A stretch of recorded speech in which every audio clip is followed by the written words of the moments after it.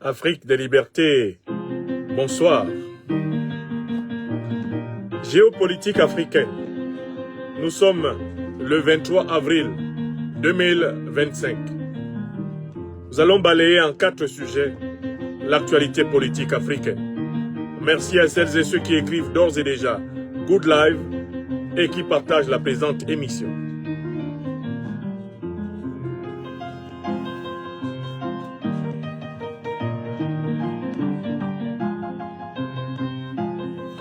Vous écoutez Douga par le grand Sheikh Smith de la Côte d'Ivoire, le roi de la percussion balaphonique au piano, Sheikh Smith,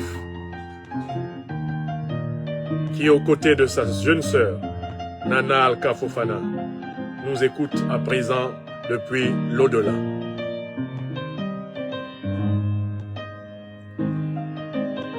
Soyez salués à travers le continent natal de l'homme, les diasporas d'Europe, d'Amérique, d'Asie.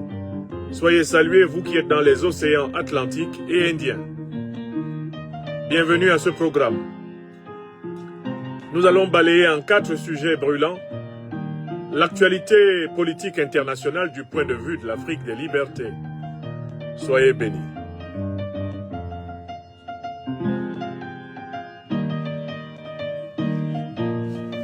Vous écoutez Douga par le grand Sheikh Mohamed Smith, fils de l'Afrique, l'un des plus grands orfèvres virtuoses du piano et de la composition esthétique musicale que la terre d'Afrique ait jamais connue. C'est lui qui joue Douga.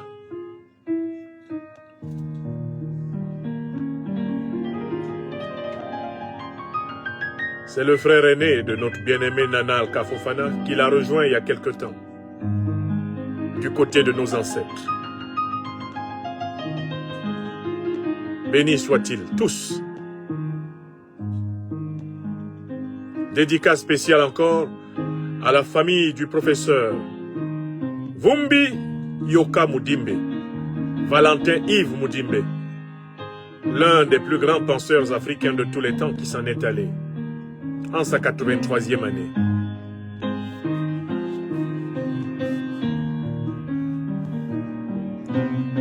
Nana bomanyang babike, Nana bomanyang babike, Nana bike, wanna shake Miss Babike, well, Nana bomanyang babike, Nana wanna shake Miss Babike, Babike, wanna manyang babike.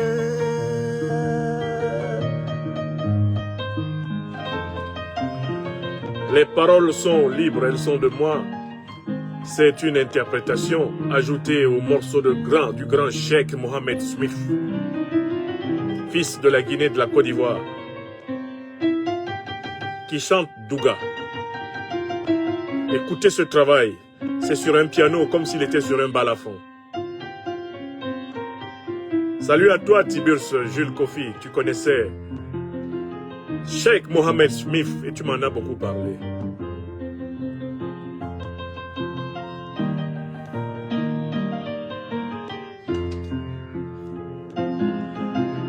Est-ce que vous êtes en train de donner cette émission à notre peuple?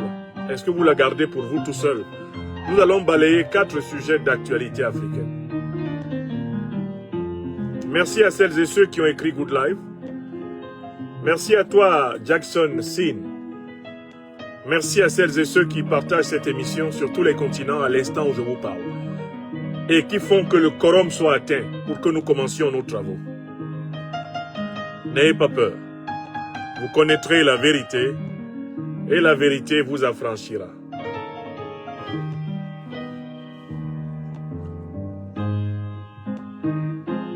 babike nana bomanyang babike babike bomanyang babike baye momanyambe baye momahala. Donner l'émission, nous allons aborder 4 thèmes pointus d'actualité. Donald Trump et l'Afrique. Comment nous situer par rapport à cet homme qui vient de prendre le pouvoir aux États-Unis? Nous allons nous interroger sur l'opposition réformiste ivoirienne désormais au croisement des chemins avec la énième exclusion en vue de la pour-élection 2025 du satrape reptilien venu de Sendou pour troubler la paix des Ivoiriens, Alassane Dramane Ouattara. Quel chemin l'opposition réformiste prendra-t-elle devant le déni de justice qu'Alassane Dramane Ouattara confirme comme sa marque déposée à la tête de la Côte d'Ivoire? Nous irons en République démocratique du Congo, où nous interrogerons le patriotisme ambigu, flou et loufoque de Félix Tshisekedi face à des adversaires qui ne sont pas de meilleure envergure. Kabila Joseph,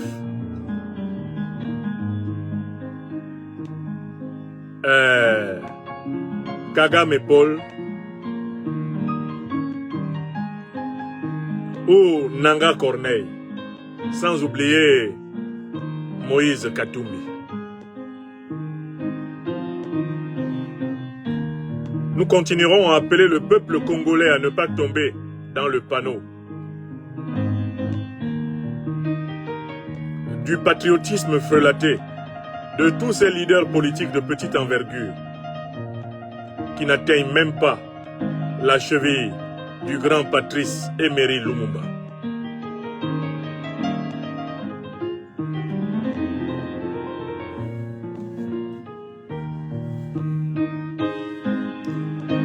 Nous aborderons la question algérienne avec un nouveau mythe qui s'est effondré pour l'Algérie. Le mythe sécessionniste qui s'est effondré après le mythe djihadiste. Je vais expliquer comment ces deux voiles jetés sur la réalité politique, géopolitique, géostratégique sahélienne ont été déchirés par le travail de l'éveil panafricaniste. De telle façon que l'Algérie maintenant évolue à ciel découvert. Tous ces stratagèmes sont à nu. Elle ne pourra plus tromper. Elle sera obligée de tremper.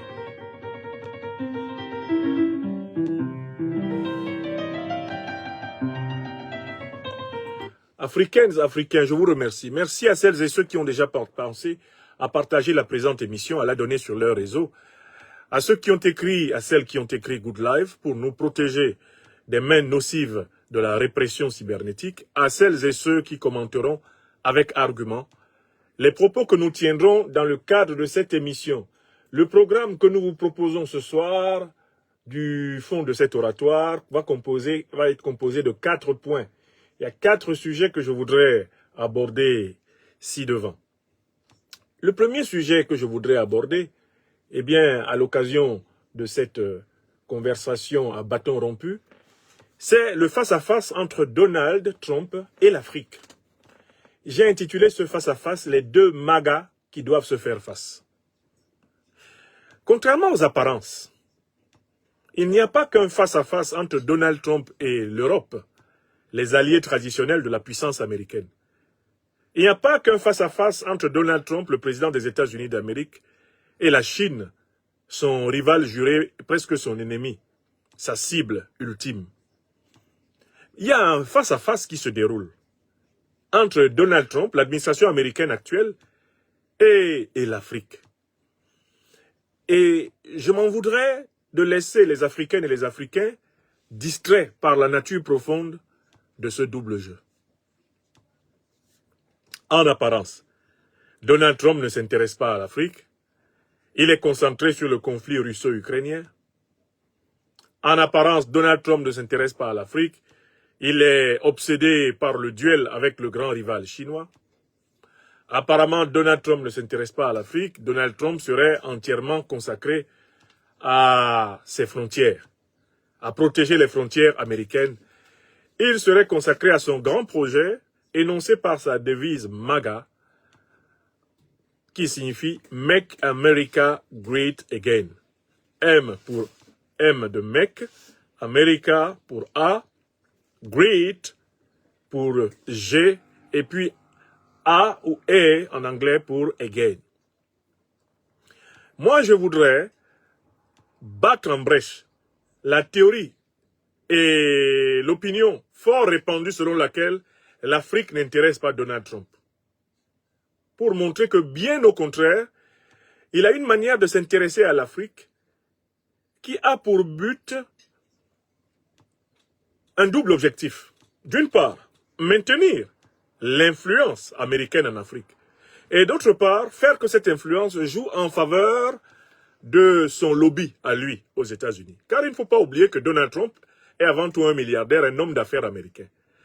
En tant que tel, il a des intérêts liés avec une partie de l'oligarchie financière, industrielle, politique et militaire américaine. Candidat des Républicains, il a brillamment gagné son élection contre les candidats du Parti démocrate. Il aurait écrasé Joe Biden, encore davantage que Kamala Harris. De toutes les façons, il a gagné et là-dessus, même les démocrates ne lui ont pas contesté. Mais quand il a gagné à Washington, Donald Trump s'est mis immédiatement au travail pour positionner son lobby à lui, à la tête des États-Unis. Mais pourquoi veut-il absolument que son lobby à lui, le lobby pro-Trump, parmi les républicains et dans le pays, ses alliés dans le pays, dans tous les domaines, pourquoi veut-il que ce soit eux qui contrôlent les États-Unis? Eh bien, chez Donald Trump, la chose est très claire. Il a quelque chose de commun avec Joe Biden, avec Barack Hussein Obama, avec Hillary Clinton, avec Bill Clinton. Il a quelque chose de commun avec tous les dirigeants américains. Sans exception, ils tiennent à ce que les États-Unis demeurent la première puissance planétaire. Et cela renvoie à une doctrine profonde qu'on trouve dans les grands textes de la science politique américaine. C'est la doctrine de la destinée manifeste. Manifest Destiny of the United States of America. Selon cette doctrine, quelle que soit la majorité qui gouverne aux États-Unis, que ce soit la majorité démocrate ou que ce soit la majorité républicaine, il faut et il suffit que celui qui est le président des États-Unis mène une politique qui permette de maintenir les États-Unis au rang de première puissance planétaire, première puissance terrestre, première puissance mondiale. Voilà pourquoi, paradoxalement, alors que dans leurs méthodes, ils ne sont pas identiques, Donald Trump n'est pas si différent que cela de Joe Biden. Les démocrates américains ne sont pas si différents que cela des républicains. Ils sont tous habités par la conviction, la croyance que les États-Unis d'Amérique doivent être la première puissance mondiale. D'où le slogan majeur de Donald Trump, « Make America Great Again ». Faire que l'Amérique reprenne sa grandeur. Donc, ceci me permet de préciser aux Africaines et aux Africains qui m'écoutent que je ne veux pas que mon interprétation du positionnement international de Donald Trump serve d'alibi à certains pour dire que j'ai oublié ou que j'ai contribué à faire croire que Donald Trump serait utile à l'Afrique, sympathique envers l'Afrique et voudrait aider l'Afrique. Je n'ai jamais cultivé cette illusion. Je ne vois aucune raison pour laquelle un président américain aurait intérêt à aider l'Afrique.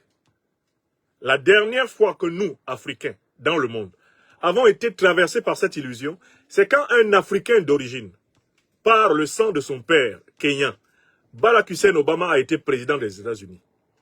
À cette occasion, nous crûmes que l'Afrique avait une chance, ayant un Africain américain à la tête des États-Unis, une chance de voir ses problèmes fondamentaux abordés de manière bienveillante, de manière positive par une grande puissance.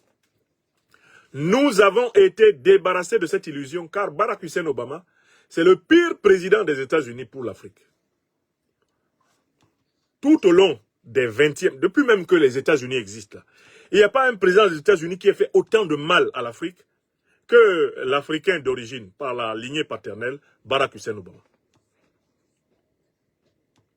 Donc, moi je ne regarde pas, et je ne voudrais pas que ceux qui suivent mes conférences tombent dans l'illusion de regarder l'élite des États-Unis à partir du prisme aime l'Afrique, déteste l'Afrique. Non, l'élite américaine n'a pas pour fonction d'aimer ou de détester l'Afrique. L'élite américaine a été élevée au petit lait de la suprématie des États-Unis. Que cette élite soit noire, qu'elle soit blanche, qu'elle soit bleue, qu'elle soit métisse, qu'elle soit jaune, celui qui entre au bureau ovale de Washington est obnubilé par l'idée que la puissance américaine doit être la première dans le monde. Écrivez d'abord ça. Alors donc, quand nous voulons considérer la relation de Donald Trump avec l'Afrique, il nous faut déjà ne pas tomber dans l'illusion que lui, il aime plus l'Afrique qu'un autre président. Il n'y a pas de président américain qui aime plus l'Afrique. Et les Africains auraient tort même d'espérer qu'un président américain aime l'Afrique. Parce qu'un président des États-Unis d'Amérique est d'abord un président des États-Unis d'Amérique. Ce sont les Américains qui l'ont élu. Et ils l'ont élu pour les intérêts vitaux des Américains. Personne ne peut aimer les Africains plus que les Africains eux-mêmes. Impossible. Si nous, les Africains, là, nous n'aimons pas notre continent, comme les Américains aiment leur continent, comme les Européens aiment leur continent, comme les Asiatiques aiment leur continent, ne rêvons pas, nul ne nous fera de cadeau. Bon. Mais Donald Trump, contrairement à Joe Biden ou à Obama, au niveau de sa méthode de gouvernement, il a quelque chose qui nous intéresse, qui peut nous intéresser, nous, Africains, que l'Afrique peut exploiter pour conquérir de nouveaux pans de souveraineté. Quelle est cette chose que Donald Trump a? C'est que son tempérament d'homme d'affaires, de businessman, le porte à la négociation et à la construction des rapports de force. Donald Trump est sensible à cela. Si il a face à lui des partenaires qui réussissent à conquérir une position dans un rapport de force, il accepte de négocier avec eux. C'est-à-dire que Donald Trump est plus facilement enclin à un partenariat gagnant-gagnant que ses prédécesseurs, les démocrates. Parce que c'est un dealer. C'est quelqu'un qui fait des deals. C'est comme ça qu'il a géré sa carrière politique aux États-Unis. C'est comme ça qu'il est en train de gérer les négociations avec la Russie, avec l'Ukraine. C'est comme ça qu'il gère les négociations commerciales avec les Européens. C'est comme ça qu'il gère les négociations commerciales avec la Chine. Tenez, je vous donne l'exemple chinois. Il avait placé à plus de 200-250% les taxes douanières chinoises. Les Chinois lui ont fait ça, ils sont montés à 300%. Quand Donald Trump a fait le calcul et a vu que le fait que les Chinois sont montés à 300% sur certains produits faisait que l'Amérique était perdante en restant à 200-250%, Donald Trump a baissé. Il a baissé les droits de douane, il a renoncé à des profits exorbitants qu'il envisageait dans un rapport de force alors favorable. C'est comme ça qu'il fonctionne. Alors, ça veut dire quoi? Ça veut dire qu'au niveau africain, il nous faut construire d'abord des synergies pour pouvoir imposer à Donald Trump un rapport de force. Un pays africain seul ne peut pas imposer un rapport de force à la grande puissance américaine. Je vous rappelle que l'Amérique, c'est un pays continental. C'est un pays qui est une fédération d'États. C'est-à-dire qu'à l'intérieur de l'Amérique, il y a presque autant d'États qu'on en a en Afrique. En nombre d'États fédérés. L'Amérique est proche de l'Afrique. Hein? En nombre. Donc, pour qu'un rapport de force soit construit, face aux États-Unis, il faut accélérer les stratégies d'intégration régionale africaine. C'est-à-dire que oui, une confédération ou une fédération d'États comme l'AES peut davantage peser dans un rapport de force avec les États-Unis qu'un pays pris seul, comme le Burkina Faso, le Mali ou le Niger, ou le Cameroun ou le Gabon. Donc la première leçon qu'il faut tirer, c'est qu'avec des gens comme Trump, on peut évoluer si on crée un rapport de force. Je prends un exemple. Si par exemple tous les pays de l'AES, comme ils sont en train de travailler à créer une convergence, s'entendent sur la condition de la commercialisation de leur or, de leur pétrole, vers l'Occident en général, que ce soit l'Europe ou les États-Unis, ils adoptent la même stratégie de commercialisation de leurs métaux précieux, l'or, le diamant, l'uranium, ils s'entendent et ils parlent d'une seule et même voix. Donald Trump sera enclin à accepter relativement le prix qu'ils vont proposer. Que si le Mali y va seul, le Burkina y va seul, ou le Niger y va seul.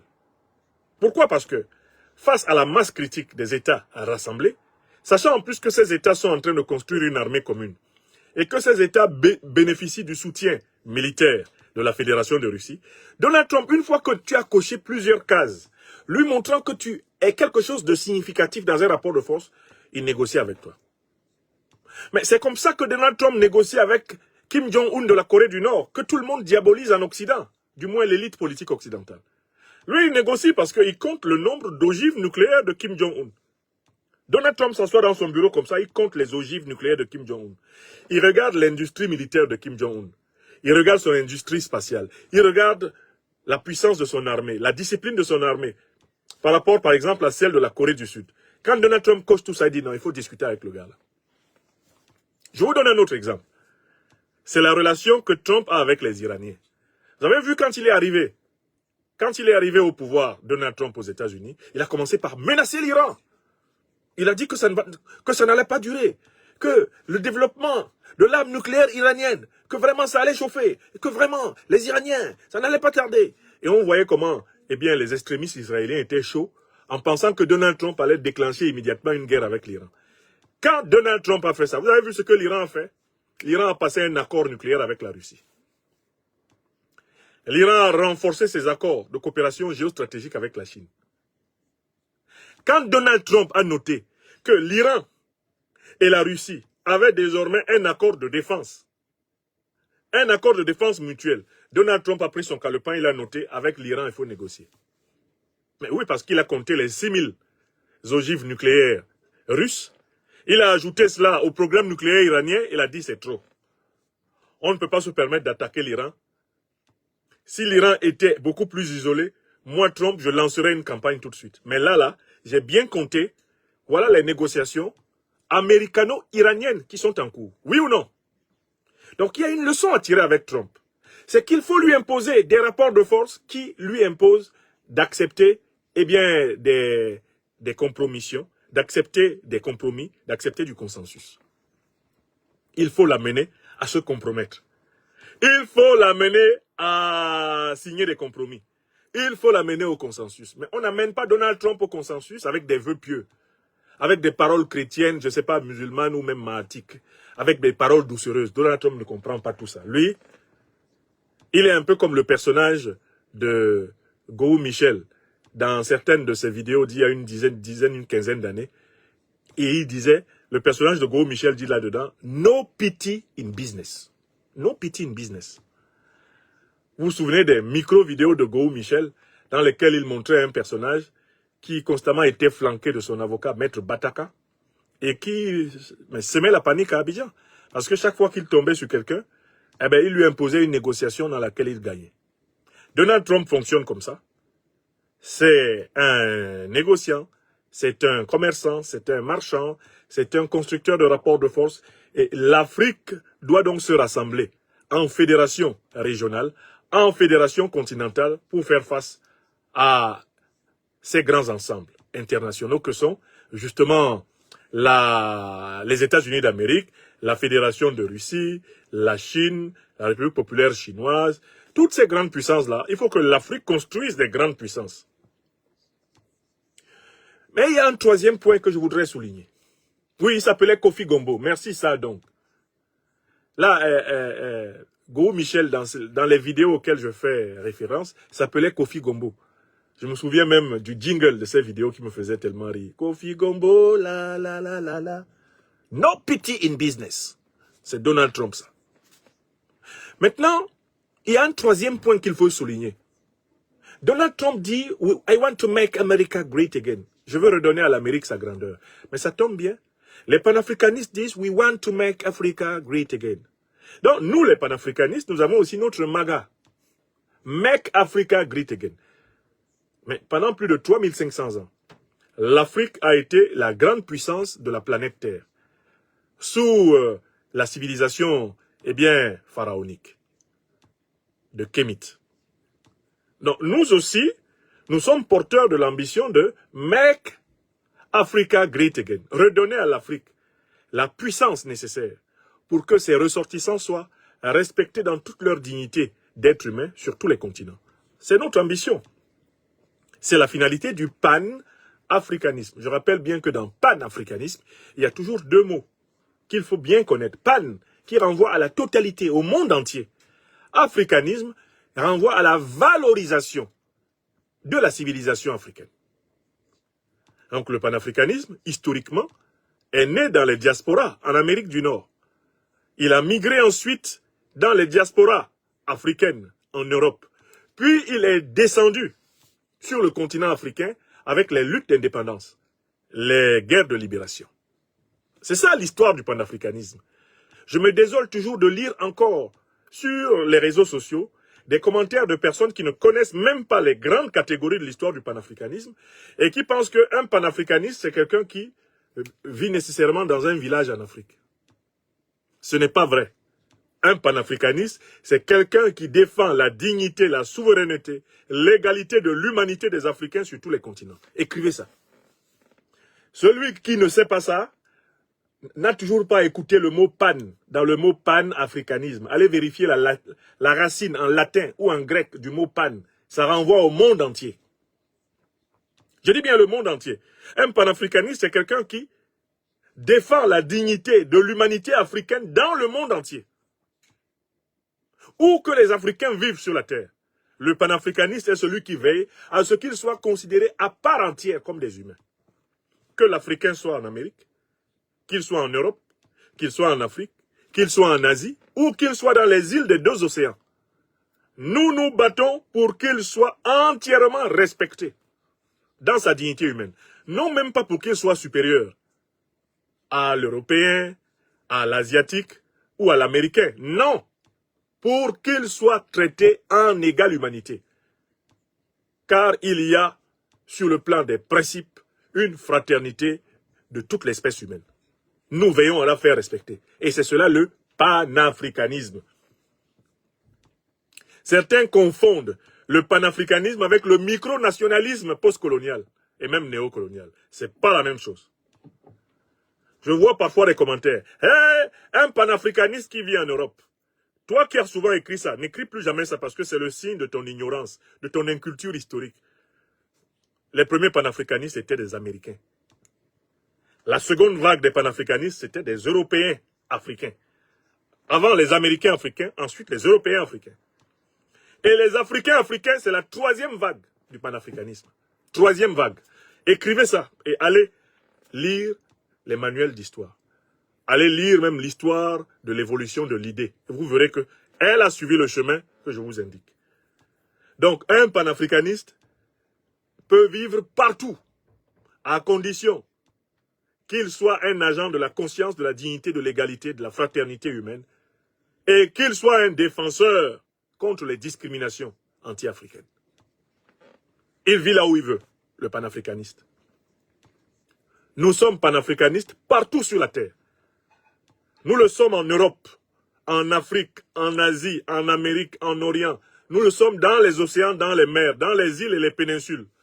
Nous le sommes sur la terre comme au ciel. Pan signifie la totalité, le cosmos. Rendre sa dignité à l'humanité africaine, où que ce soit. C'est ça, l'objectif du panafricanisme. C'est un rappel très utile pour mes amis sur les réseaux sociaux. Ne répétez plus les âneries que les ignorants reproduisent et dans lesquelles ils vous induisent en erreur. Je me raccroche à ce que j'étais en train de dire. Nous, les panafricanistes, mais nous nous battons pour que les Africains, les Africaines soient respectés partout.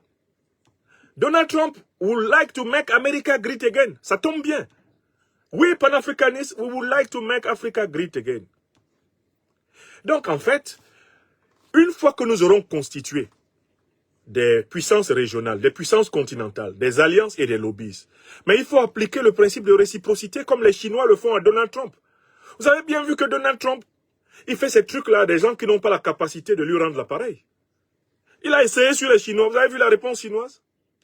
La réplique chinoise a amené Donald Trump à changer. Donc, les Africains que nous sommes, devons construire partout des synergies nous permettant de réagir dans les rapports de puissance à puissance. Quoi? Qu'est-ce que vous faites? Vous rendez impossible la circulation des Africains vers les États-Unis, mais on rend impossible la circulation des Américains vers l'Afrique. Et pour cela, il faut juste qu'on s'entende. Parce qu'il y a des Américains qui ont intérêt à venir en Afrique, là, avec des compagnies comme ExxonMobil, avec toutes les compagnies américaines qui viennent exploiter l'or, le diamant, avec toutes les multinationales américaines qui viennent faire de la sécurité en Afrique. Si nous avions des politiques économiques convergentes, consensuelles, des politiques concertées, est-ce que Donald Trump pouvait faire un chantage de visa aux Africains aux États-Unis? Mais on repère essentiellement tous les groupes économiques, les groupes industriels stratégiques américains, les compagnies stratégiques américaines, les bases militaires américaines en Afrique, on les ferme. Et vous allez voir Donald Trump changer de politique de visa. Bougie, au nom de Dieu. Wallahi billahi talai. En fait, Donald Trump prend les Africains pour des Mougou, pour des Kengematoy, pour des Mbutuku. Il les prend tranquillement pour des Dunguru, mais parce que les Africains ne réagissent pas de manière concertée. Regardez pourquoi on respecte l'AES. Vous savez pourquoi on respecte l'AES? Parce que c'est 3 États qui ont les mêmes réactions. 3 États. Mais c'est inouï. Est-ce que vous savez que l'AES, aujourd'hui, les présidents Goïta, Tiani et Traoré, ont une cohérence d'action supérieure à toute l'Union africaine? Est-ce que vous savez que l'Union africaine, qui est supposée être la plus grande organisation politique du continent africain, au niveau de sa capacité d'action en cohésion, en convergence, en cohérence, elle n'atteint pas l'AES. 3 États là. Elle n'atteint pas l'AES à la cheville. Est-ce que vous le savez? Pourquoi on parle de l'Alliance des États du Sahel? Mais parce que l'Alliance des États du Sahel est en train de constituer une puissance. Quand vous constituez une puissance, vous parlez dans les rapports de force. Le monsieur qu'on appelle Donald Trump ne comprend que cela. L'Occident ne comprend que cela. Le monde ne comprend que cela. Et la géopolitique, la géostratégie, c'est le domaine de la gestion des rapports de force entre les puissances. Voilà pourquoi j'ai donné comme thème à la conférence aujourd'hui, géopolitique africaine. Géopolitique africaine. Prenons conscience de notre capacité de peser sur l'histoire du monde. Grâce à la synergie des puissances géographiques africaines. Les puissances terrestres africaines, en se mettant ensemble, vont produire une volonté commune, un pouvoir de changement qui pèse sur les décisions des autres puissances. Et c'est ce que fait l'Alliance des États du Sahel. Voilà pourquoi les coups les plus tordus, les plus violents de l'impérialisme occidental, du néocolonialisme français, sont concentrés sur l'AES. Parce que l'AES, c'est en fait le démenti, c'est la déconstruction stratégique de la logique de la domination. Donc le monsieur qu'on appelle Trump là, nous pouvons efficacement reprendre chacun de ces thèmes. Il ne veut pas que les Africains entrent aux États-Unis. Ok, d'accord. Nous, on va repérer les Américains les plus utiles aux États-Unis qui sont en Afrique. On leur demande de rentrer. Quand Trump va se mettre à se plaindre, ah, vous avez réduit le nombre de diplomates que j'ai dans mes ambassades. Vous avez réduit le nombre d'ingénieurs de Exxon. Vous avez réduit le nombre de la compagnie Blackwater. Vous avez, on l'appelle, on lui dit, Donald Trump. Vous avez pris telle décision tel jour. Vous avez chassé 1200 ressortissants d'Afrique centrale tel jour. Tel autre jour, vous avez pris telle décision. Se sont retrouvés. Vous changez ça, nous on change ça. Donald Trump aime les gens qui lui parlent comme ça. C'est pour ça que paradoxalement, il a beaucoup de respect pour Poutine. Il a beaucoup de respect pour Kim Jong-un. Il a beaucoup de respect pour les Iraniens. Parce que les Iraniens lui parlent le langage que lui il comprend. Alors que l'Afrique, en tout cas en dehors de l'Alliance des États du Sahel principalement, continue à vouloir parler le langage de l'agneau qui veut flatter le loup. Toi, tu as déjà vu l'agneau qui flatte le loup où? Relisez la fable de La Fontaine. Comment finit l'agneau? Dès que le loup a vu l'agneau dans la fable de La Fontaine, il sait qu'il va le dévorer. Les puissances sont des loups. Si vous venez devant elle en agneau, vous avez juste accepté d'être dévoré avec gentillesse. Comme le dit une dame dont la vidéo est virale sur les réseaux sociaux, qui dit que le mariage, c'est la tendresse, c'est l'amour, c'est la communication. Parce que si tu viens avec un comportement de crabe, on va te manger avec beaucoup de bruit. Connaissez cette vidéo-là?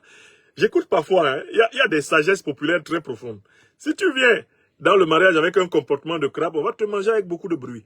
Mais si toi, tu viens dans la négociation politique internationale, dans la géopolitique, avec une mentalité d'agneau, mais on va te déchiqueter avec la joie du loup. Oui! Le loup de La Fontaine, il est dans les relations internationales. Thomas Hobbes ne disait pas par hasard que les relations internationales sont un état de nature, c'est-à-dire qu'elles sont comparables au monde animal. On ne respecte que celui qui a les moyens de faire craindre quelque chose à l'autre. Donc nous, Africains, face à Donald Trump, avons au contraire un sparring partner intéressant. Il est intéressant, Donald Trump, parce qu'il nous montre sur quel point il nous domine. Il nous montre comment il nous écrase. Il nous montre les qualités que nous devons développer pour lui résister. Paradoxalement, Donald Trump est aussi maladroit à la tête des États-Unis face à l'Afrique que Macron à la tête de la France face à l'Afrique. Vous avez vu comment l'Afrique a progressé? Paradoxalement, grâce à Macron. Emmanuel Macron a été tellement, on va dire, grossier dans sa manière de présenter la domination française sur les Africains, qu'il a activé les mécanismes créatifs, les mécanismes résilients, les mécanismes opérationnels des Africains. En moins de 7 ans, Macron a donné à l'Afrique francophone plus d'énergie qu'elle n'en avait eu pendant 30 ans avant lui. Trump a ce côté monsieur la gaffe. Il a ce côté, je la joue en plein jour. Il a ce côté, je vous impressionne, je vous sors le grand jeu. Il a ce côté, je m'en foutiste, qui doit être une opportunité pour l'Afrique. On se saisit de ça, on construit les rapports de force, on le fait reculer chaque fois qu'on peut. Et on n'espère rien d'autre que cela. C'est la troisième idée que je voulais évoquer à propos de Donald Trump. Enfin, il y a une troisième qualité de Trump qu'on doit exploiter. Sans oublier que de toutes les façons, il est pour la domination américaine. C'est que Donald Trump a un mépris profond pour les dictateurs africains. Non seulement il n'aime pas les pays qui sont dirigés par les dictateurs, parce que ce sont des pays où on ne peut pas faire des affaires sérieusement. Vous savez que Trump, son critère, c'est toujours, peut-on faire de bons profits? On ne peut pas faire des affaires sérieusement dans un pays dirigé par un dictateur aveugle. Parce qu'en fait, il n'y a pas de prévisibilité du rendement. On ne peut pas anticiper, on ne peut pas investir avec certitude. Trump n'aime pas ça, c'est un businessman. Donc il déteste royalement des gens comme Ouattara Draman, comme Biya Paul. Il les déteste, des gens comme Sassou Nguesso. Et Trump les considère en réalité comme des survivances archaïques des temps révolus. Et voilà pourquoi c'est à cause d'eux qu'il a appelé tous ces pays qui sont dirigés par des satrapes reptiliens comme ça, il a appelé ça shithole countries. Je suis sûr que quand Trump regarde la tête de Tinubu, il a envie de le gifler. Parce que toi-même, quand tu regardes Tinubu, tu as honte qu'un type comme ça soit président du Nigeria. Toi-même, tu regardes Paul Biya qui marche. Tu dis comment un pays comme le Cameroun a celui-là comme président. Tu regardes son président du Sénat, Nyan Difendi, tu dis, pitié. Donc, Trump, en fait, il est lassé de ces vieux dirigeants africains, incapables, improductifs, très peu créatifs, pas proactifs du tout, et qui n'ont qu'une seule ambition, c'est la conservation d'un pouvoir moyenâgeux. Il faut profiter de cette embellie pour poser des actes audacieux, y compris contre le système sécuritaire américain en Afrique. L'Afrique doit profiter du protectionnisme diplomatique de Trump pour déloger l'Africom. Je recommence une deuxième fois. L'Afrique doit profiter du fait que Trump n'arrête pas de dire « Ah, I don't want to lose my money. Je ne veux pas perdre mon argent dans les pays africains où rien ne fonctionne correctement. Je vais retirer mes ambassades. » Il faut encourager Trump à retirer le maximum de ses ambassades. Il faut en profiter pour déloger toutes les troupes américaines du sol africain. En utilisant l'argument de Trump, on doit dire « We want to make Africa great again. Exactly like President Trump is making America great again. Remove your troops.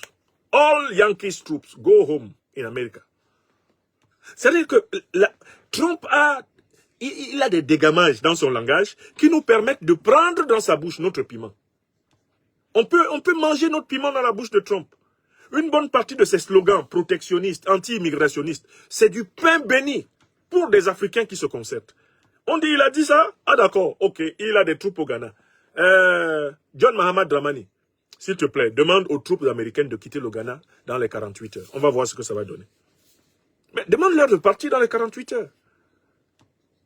Ah, vous avez aussi des troupes au Togo. Vous avez aussi des troupes au Cameroun. Demandez-leur de partir dans les 48 heures, dans le même temps. Dites que vraiment on est fatigué du mépris du président Trump. Dégagez, allez chez vous.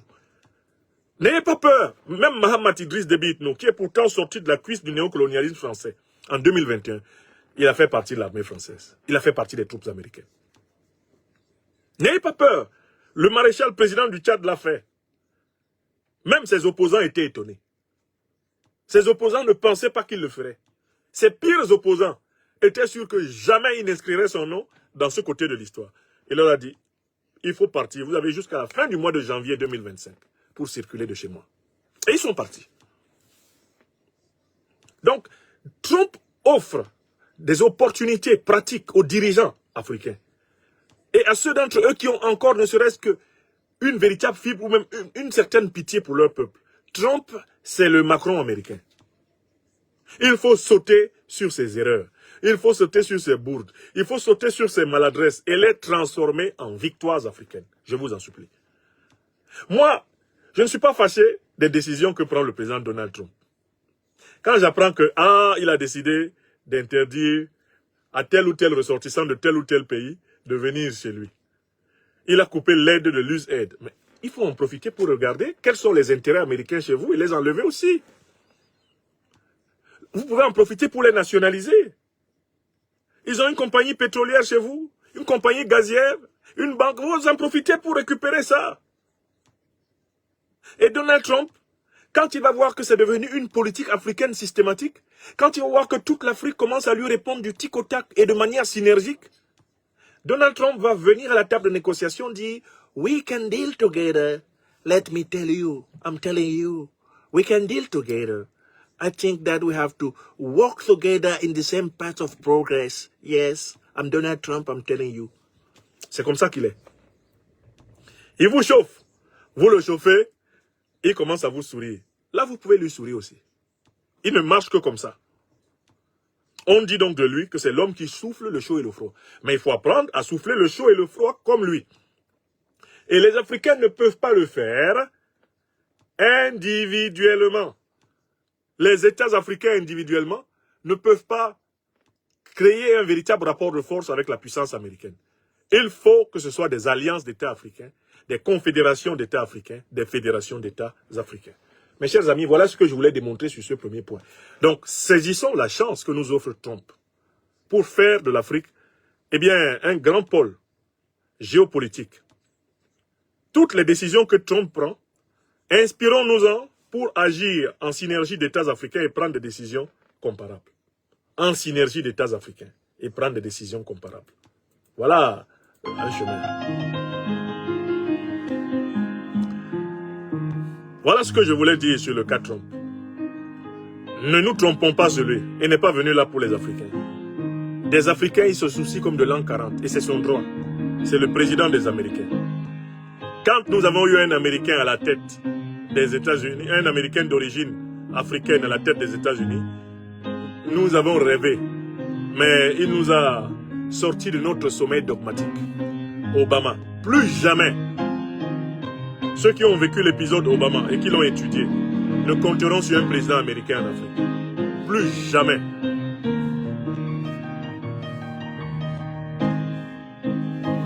Merci à celles et ceux qui sont en train de partager massivement la présente émission.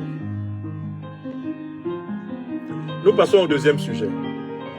Alors, quel est le deuxième sujet que je voudrais évoquer? Allons en Côte d'Ivoire, ma patrie adoptive de Côte d'Ivoire. Tidiane Thiam, le PDC-RDA et l'opposition réformiste ivoirienne à la croisée des chemins après son exclusion de la Côte d'Ivoire. C'est un événement qui s'est produit plusieurs fois ces dernières années. On commence peut-être maintenant à en mesurer la gravité, maintenant que c'est devenu un événement total. L'exclusion des fils de la Côte d'Ivoire de la gestion de leur pays. L'exclusion des filles de la Côte d'Ivoire de la gestion de leur pays. La radiation ordonnée par Alassane Ouattara, car c'est lui qui a ordonné cela. C'est une justice aux ordres. Ce sont des magistrats accroupis qui ont agi. La radiation de Tidiane Thiam des listes électorales ivoiriennes, qui signifie par conséquent la proclamation par le régime Ouattara de sa disqualification à l'éligibilité à l'élection présidentielle de la République de Côte d'Ivoire, est venu définitivement clarifier une thèse que nous défendons depuis plusieurs années, mais que certains considéraient comme une foutaise parce qu'ils pensaient que cela ne concernait que Guillaume Kibafori Soro, Laurent Koudou-Gbagbo ou Charles Blé Goudé. Tant que la radiation de liste électorale ne concernait que ces trois hommes politiques en particulier et quelques-uns de leurs compagnons, on considérait que c'était des conséquences collatérales de la crise électorale, préélectorale et post-électorale de 2010-2011, de la vieille crise politique ivoirienne qui date littéralement de la mort du président Félix Houphouët-Boigny le 7 décembre 1993. Et on disait, oh, tout ça, ça fait partie du marigot politique ivoirien. La dernière radiation en date, l'exclusion de Tidiane Thiam, elle révèle la gravité, elle confirme la gravité du mal qui ronge la Côte d'Ivoire et qui s'appelle Alassane Dramane Ouattara. Parce que dans le cas de ce monsieur Tidiane Thiam que vous voyez, je vous ai bien expliqué que celui qui a facilité le renouvellement de ses papiers ivoiriens, ici, à l'ambassade de Côte d'Ivoire à Paris, c'est Alassane Ouattara. Si vous faites une petite enquête de presse, vous verrez les images de Tidiane Thiam se faisant réattribuer son passeport ivoirien à l'ambassade de Côte d'Ivoire en France, avec l'approbation d'Alassane Ouattara. Vous le verrez même remerciant Alassane Ouattara d'avoir facilité le renouvellement de ses papiers ivoiriens.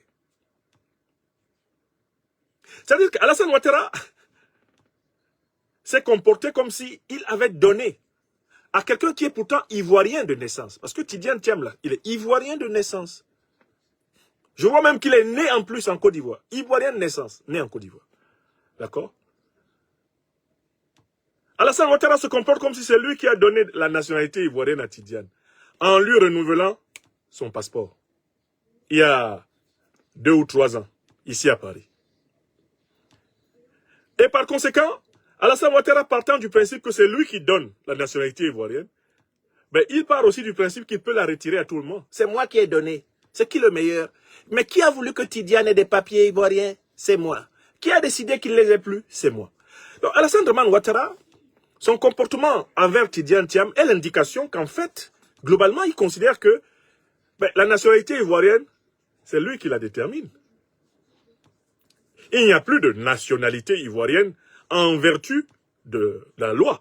Il n'y a plus de nationalité ivoirienne en vertu du droit. La nationalité ivoirienne est une condition qui peut être octroyée ou refusée par Ouattara.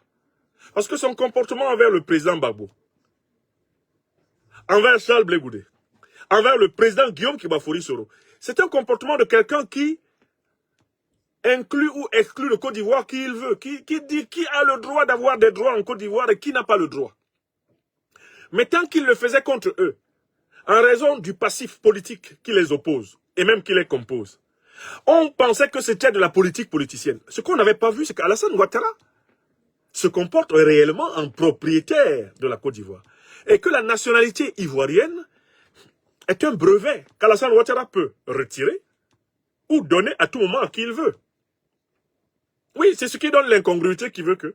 Mais l'ancien président du Burkina Faso, Blaise Compaoré, qui n'a pourtant pas cessé d'être burkinabé.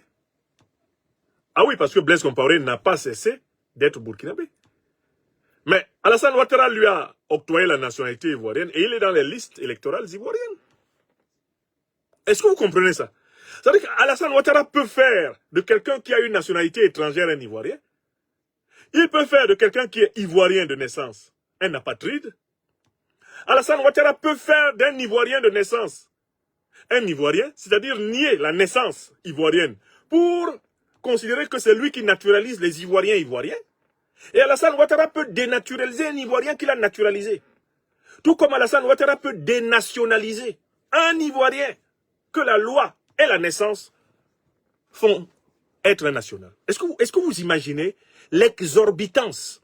Est-ce que vous imaginez l'énormité du pouvoir que ce monsieur s'attribue en Côte d'Ivoire? Je recommence. Alassane Ouattara, tu es de naissance de père et ou de mère ivoirien. Alassane Ouattara peut décréter que tu n'es plus ivoirien.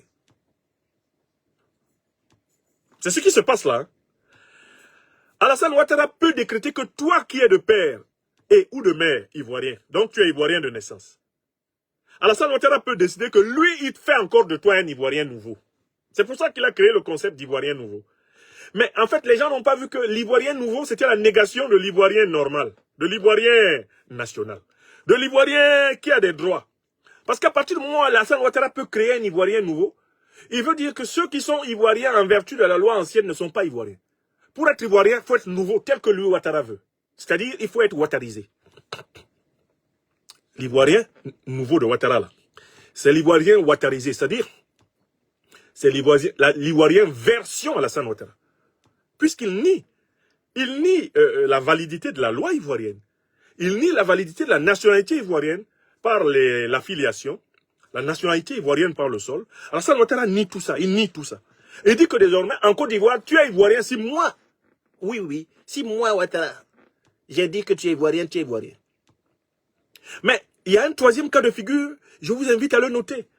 Alassane Ouattara dit que il peut lui-même avoir reconnu que tu es ivoirien et par la suite méconnaître que tu es ivoirien. Parce que dans le cas par exemple de Tidiane Thiam est né ivoirien. Il est né ivoirien en Côte d'Ivoire. De parents détenteurs de la nationalité ivoirienne. Ok? Quand Alassane Ouattara lui a fait renouveler ses papiers à l'ambassade de France ici, Alassane Ouattara en a fait un ivoirien nouveau. J'avais déjà prévenu Tidiane Thiam que cette gentillesse de Ouattara cachait une arnaque. Parce que tu n'as pas à demander à un président de la République de te donner ton passeport. Mais c'est ma situation en tant que Camerounais de naissance. Je vais à l'ambassade du Cameroun ici à Paris demander qu'on renouvelle mon passeport. On dit que non. Le chef de l'État a dit qu'il faut d'abord que moi je lui fasse allégeance. Hein? Je dis écoutez, allez dire au chef de l'État que je ne suis pas Camerounais par décret du président. Je suis Camerounais de naissance. Je suis né au Cameroun, de père et de mère camerounais. Ce n'est pas Paul Biya qui m'a fait Camerounais. Je ne suis pas venu ici dans votre ambassade vous demander de dire à Paul Biya de faire de moi un Camerounais. Parce que le jour où je le fais, je renie ma naissance. Je renie ma naissance. Oh, c'est exactement ce que Ouattara a essayé de faire à Tidiane. En faisant comme si c'est une faveur qu'il lui a accordée. En lui renouvelant pourtant ses papiers ivoiriens à l'ambassade de France à Paris, Alassane Ouattara a fait comme si c'est lui qui avait naturalisé Tidiane. Il a fait comme si c'est lui qui l'avait naturalisé ivoirien. Parce qu'en fait, il a fait de Tidiane un ivoirien nouveau, c'est-à-dire un ivoirien ouattarisé. Or, à partir du moment où Ouattara te dit que c'est lui qui t'a fait ivoirien, ça veut dire qu'il peut te défaire aussi. Puisque le chapeau qu'il t'a mis là, il peut te l'enlever, non? Puisque c'est lui qui t'a donné des papiers pour que toi, Tidiane, tu sois ivoirien. Dans sa tête, si tu dégames, il t'enlève les papiers et tu n'es plus ivoirien. Donc, et moi, la réponse que j'ai donnée aux gens du régime de Paul Biya, j'ai dit non, dites à M. Biya que j'attends gentiment qu'il perde le pouvoir ou qu'il meure, ou que, avec mon peuple, nous nous libérions de lui. Et puis, bon, mes papiers camerounais seront renouvelés normalement, mais je ne vais pas lui faire allégeance pour avoir des papiers camerounais. Parce qu'à partir du moment où tu fais allégeance à Paul Biya pour avoir des papiers camerounais, tu reconnais que tu n'étais plus camerounais, non? Et que tu es un Camerounais biaïsé. À partir du moment où tu dois ta camerounité à Paul Biya, qu'est-ce que tu peux encore faire au Cameroun? Si ce n'est répéter la dictée de Paul Biya. Et le problème de Tidiane, c'est ça. Alassane Ouattara l'a traité comme s'il était un étranger. Et quand il a permis le renouvellement de ses papiers à l'ambassade, il a considéré que Tidiane lui devait d'être ivoirien. Quand Tidiane Thiam a pris son courage à deux mains pour aller prendre le PDCI, sans aller remettre le PDCI à Ouattara, ce que Ouattara considérait comme le devoir de Tidiane, à peine nommé président du PDCI, Tidiane devait faire une déclaration. Moi, Tidiane Thiam, nouveau président du PDCI-RDA, je viens solennellement vous informer de ma décision de rejoindre avec le PDCI-RDA le RHDP. Vous savez, le président Alassane Ouattara est mon père. Et il est le gardien de la philosophie oufouettiste en Côte d'Ivoire. Vous savez, avec le président Ouattara, j'ai en commun le fait que nous sommes des banquiers internationaux. Nous avons les mêmes amis à Davos, à Paris, à Londres, à Washington. J'ai décidé de travailler désormais la main dans la main avec le président Ouattara. J'appelle tous les cadres du PDCI qui m'ont fait confiance à accepter le retour de notre parti dans le RHDP unifié. Point barre. Si Tidiane avait dit ça, tu allais voir le faciès asymétrique d'Alassane Ouattara s'éclairer de 1000 lumières, des lumières ténébreuses. Ah non, non, non, non, non, non. Il est formidable, Tidiane. Il allait appeler sa femme. Dominique, tu as entendu la déclaration de Tidiane? Mais c'est un petit, il est reconnaissant. Hein? Oui, chou. Mais il est très reconnaissant. Il est reconnaissant. Mais c'est moi qui ai fait de lui un Ivoirien. Tu sais, il n'avait pas de papier ivoirien. Ça, tu sais, Tidiane, il était perdu. Hein? Il était à Paris, là. Il ne savait même pas comment rentrer en Côte d'Ivoire. J'ai dit, mais non, mais donnez-lui un passeport. Donnez-lui même un passeport diplomatique s'il faut. C'est mon petit Tidiane. Mais chou, tu vois comment il est reconnaissant. Mais voilà, c'est un brillant garçon. Hein. On en fera au moins un ministre d'État hein, ou un président d'institution. Je crois que je pourrais le mettre à la tête du conseil de l'entente. Il pourra rester là-bas. Hein. Non, non, non, non, non. Oui, chou. Alassane Ouattara attendait que Tidiane le remercie d'avoir fait de lui un Ivoirien nouveau. Pendant qu'il attend, il voit que Tidiane s'est installé dans son rôle de président du PDCI. Tidiane a commencé à faire des campagnes. De temps en temps, même à lui envoyer des pics en disant qu'il a violé la Constitution, qu'il est en train de faire un troisième mandat anticonstitutionnel. Tidiane est entré dans une alliance avec Mme Gbagbo, etc. Au départ, c'est Alassane Ouattara qui avait mis la pression à Tidiane Thiam pour que Tidiane Thiam ne soit pas très proche de l'opposition, notamment de GPS et du PPAC. Il lui a dit, non Tidiane, tu sais tu reviens en Côte d'Ivoire, je ne veux pas te voir avec Guillaume Soro. Hein. Ah non, non, non, non, non. Si j'apprends que tu as les mêmes positions que lui, là je vais considérer ça comme un crime de lèse-majesté. Fais-moi confiance. Vous vous souvenez de la méfiance de Tidiane? C'était pour rassurer Ouattara. Ah non, non, non, je ne vais pas te voir avec eux. Hein. Si je te vois avec Babo ou avec Soro Guillaume, là tu vas avoir des problèmes. C'est Ouattara, hein, c'est sa méthode. Or, en fait, Tidiane Thiam a eu du mal à comprendre qu'Alassane Ouattara pensait avoir fait de lui Tidiane un Ivoirien. Dans la tête à Tidiane, probablement, Alassane Ouattara avait simplement facilité le renouvellement de ses papiers pour qu'il revienne vivre dans son pays, quoi. Mais dans la tête de Ouattara, c'est lui qui a fait de Tidiane un Ivoirien. Et donc, pour démontrer à Tidiane que c'est lui qui l'a ivoirisé, il vient de le rendre apatride. Parce que Tidiane Thiam se retrouve dans une position difficile. Hein. Vous savez qu'il est venu ici à Paris récemment, il y a à peine un mois, pour dire qu'il renonçait à sa nationalité française. On a signé un document, on lui a donné un document qui dit qu'il n'a plus sa nationalité française. Maintenant, il retourne en Côte d'Ivoire, puisqu'il voulait se consacrer à sa carrière politique.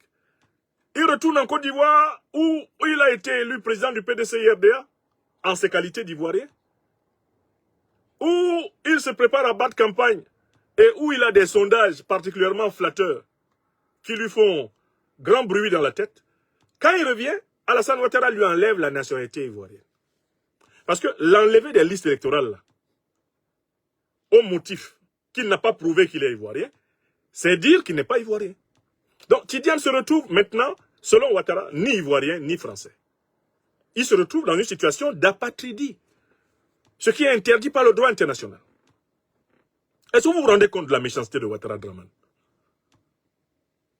Alors maintenant qu'il est dans cette situation d'apatridie, parce qu'il est en apatridie là, parce qu'Alassane Ouattara dit que le passeport qu'on lui a remis, et sur lequel il est pourtant écrit nationalité ivoirienne. Parce que Ouattara a fait remettre à Tidiane un passeport ivoirien dans lequel il est écrit nationalité ivoirienne. Ouattara dit que c'est un faux passeport. Désormais, si Tidiane utilise ce passeport au sortir de Côte d'Ivoire, on doit arracher. S'il le présente à une autorité, etc., on doit dire que c'est un faux document, puisque son appartenance à la nationalité ivoirienne est récusée. Ouattara vient de faire du monsieur un apatride. Mais je vous pose honnêtement la question. Combien d'Ivoiriens ont plusieurs passeports? À commencer par dans la famille de Ouattara. Sa femme Dominique, là, est-ce qu'elle n'a pas son passeport français? Est-ce qu'elle n'a pas ses papiers français? Est-ce que Dominique Ouattara n'a pas le passeport diplomatique ivoirien?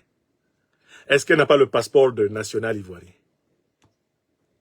Est-ce que vous voyez comment les gens sont mauvais? Dans la famille de Ouattara, là, je prends son fils David. Qu'il me pardonne, je n'ai aucun problème personnel avec lui. Mais je sais qu'il est américain, de par sa mère, d'origine jamaïcaine, américaine. David. David Ouattara, mon frère, va voir ton papa. Demande-lui comment il peut traquer Tidiane. Parce que Tidiane serait français et ivoirien. Alors que toi, tu es américain et ivoirien. Toi, son propre fils. Je suis désolé, David. J'ai aucun problème personnel avec toi. Mais je suis obligé de donner cet exemple. Toi, ta sœur Fanta, elle, je ne la connais pas. Toi, David, je peux dire que je te connais. Vous êtes américain. Vous avez des papiers américains. Et vous avez des papiers ivoiriens. Mais pourquoi c'est Tidiane qui n'a pas le droit? Pourquoi Dominique a le droit, pas Tidiane? Et pourquoi votre papa, là, il s'amuse à exclure les Ivoiriens des listes électorales ivoiriennes? Alors que lui-même, à l'origine, ce sont des Ivoiriens qui se sont battus pour l'introduire dans les listes électorales ivoiriennes. Parce que, avant 1989, Alassane Ouattara était inconnu à la nationalité ivoirienne. Il était inconnu à l'état civil de la Côte d'Ivoire. Il était inconnu dans les listes électorales ivoiriennes. C'est le décret du président Laurent Gbagbo de 2005 qui a réintroduit Ouattara dans les listes électorales et qui lui a redonné l'éligibilité en Côte d'Ivoire. En 2000, elle lui avait été retirée. Quand il a fui la Côte d'Ivoire, en 1993, 94, 95, après avoir tenté le coup d'État, l'usurpation, la violation de l'article 11, il n'avait plus de papier ivoirien. Il était obligé d'utiliser d'autres papiers pour circuler. Comment quelqu'un qui a eu une vie durant laquelle il a dû recourir à ses papiers burkinabés, à des papiers ivoiriens, à des papiers français, à des papiers peut-être même américains, puisque époux d'américaine. Alassane Dramane Ouattara, comment peut-il se tenir devant le monde et exclure des Ivoiriens des listes électorales ivoiriennes pour des motifs politiques? Bon. Je voulais prendre tous ces exemples et vous demander, regardez alors la classe politique ivoirienne. Là. Kandia Camara, de père et de mère guinéen. Kandia, est-ce que tu n'as pas droit au passeport guinéen? Kandia Camara, Madame Kandia Camara, Madame la présidente du Sénat de Ouattara. Là. Si vous allez en Guinée-Conakry, demandez à l'ambassade de Guinée-Conakry, là, à Abidjan, demandez les papiers guinéens, on ne vous donne pas. Vous êtes guinéenne de naissance. Big Togo Adama, l'actuel président de l'Assemblée nationale là, de Ouattara, Big Togo, vous êtes burkinabé de père et de mère, oui ou non? Big Togo, vous savez très bien que si vous allez à l'ambassade du Burkina, à Abidjan, demandez vos papiers burkinabés, on va vous donner. Parce que vous n'avez pas d'effort à faire pour démontrer que vous êtes burkinabé de naissance. Mais pourquoi vous acceptez qu'Alassane Ouattara puisse s'aimer autant de grabuge dans un pays? Qu'il exclut des Ivoiriens, de père et de mère ivoiriens, nés en Côte d'Ivoire, comme Laurent Gbagbo, comme Guillaume Soro, comme Blé Goudé. Pourquoi vous acceptez ça? Vous êtes assis là, vous faites quoi? Qu'est-ce que c'est que le courage? Si ce n'est le pouvoir de dire non. Quand une injustice te concerne, c'est-à-dire se moque de toi et de tes enfants. Parce qu'Alassane Ouattara, ce qu'il fait là, il se moque de ses propres enfants, qui sont jamaïcains, américains, ivoiriens, français et tout. Alassane Ouattara est à la tête d'une famille de détenteurs de plusieurs passeports. Si on mène une enquête dans le gouvernement ivoirien de Ouattara, là, il n'y a pratiquement personne parmi eux qui ne possède plusieurs passeports, de plusieurs nationalités. Mais eux, ils sont dans les listes électorales. Certains sont députés. Vous voulez qu'on mène l'enquête au niveau de l'Assemblée nationale? Est-ce que vous pouvez poser cette question à vos députés? Posez la question là aux députés qui composent l'Assemblée nationale de Côte d'Ivoire. Dites-leur ceci. Que tous ceux qui possèdent un autre passeport que le passeport ivoirien viennent le déposer ici et qu'on voit. Mais vous serez frappés. Il y a des dizaines de députés ivoiriens qui ont d'autres nationalités. Et ce n'est pas une faute, c'est même pas un défaut. Ce n'est pas un manquement, c'est lié à l'histoire de ce pays, à l'histoire de ce monde dans lequel nous vivons. Je ne le dis pas pour les incriminer, mais je le dis pour dire que ce qu'on est en train de faire à Tidiane Thiam, ce qu'on fait à Guillaume Soro, ce qu'on fait à Laurent Gbagbo, ce qu'on fait à Charles Blé Goudé là, mais ça concerne tout le monde en Côte d'Ivoire. Et vous êtes assis, vous ne dites rien. Vous êtes assis là, vous pensez que c'est seulement Tidiane? C'est seulement Soro? Quand ça n'atteignait pas Tidiane, ils pensaient que c'était seulement Soro et Babou. Chacun croit toujours que c'est seulement l'autre. Alors que le problème qui est posé, c'est en fait qu'on est en train de kidnapper un pays tout entier. C'est la capture d'un État par un clan de prévaricateurs au service d'intérêts étrangers. Alassane Dramane Ouattara est à la tête d'une famille de multinationaux. Il n'y a presque pas un seul membre de la famille d'Alassane Ouattara qui n'ait pas plusieurs passeports de plusieurs pays, qui n'ait pas plusieurs nationalités, à commencer par Ouattara lui-même. Mais vous voyez ce qu'il fait là? Alors, ça pose la question suivante à Tidiane Thiam et au PDCIRDA.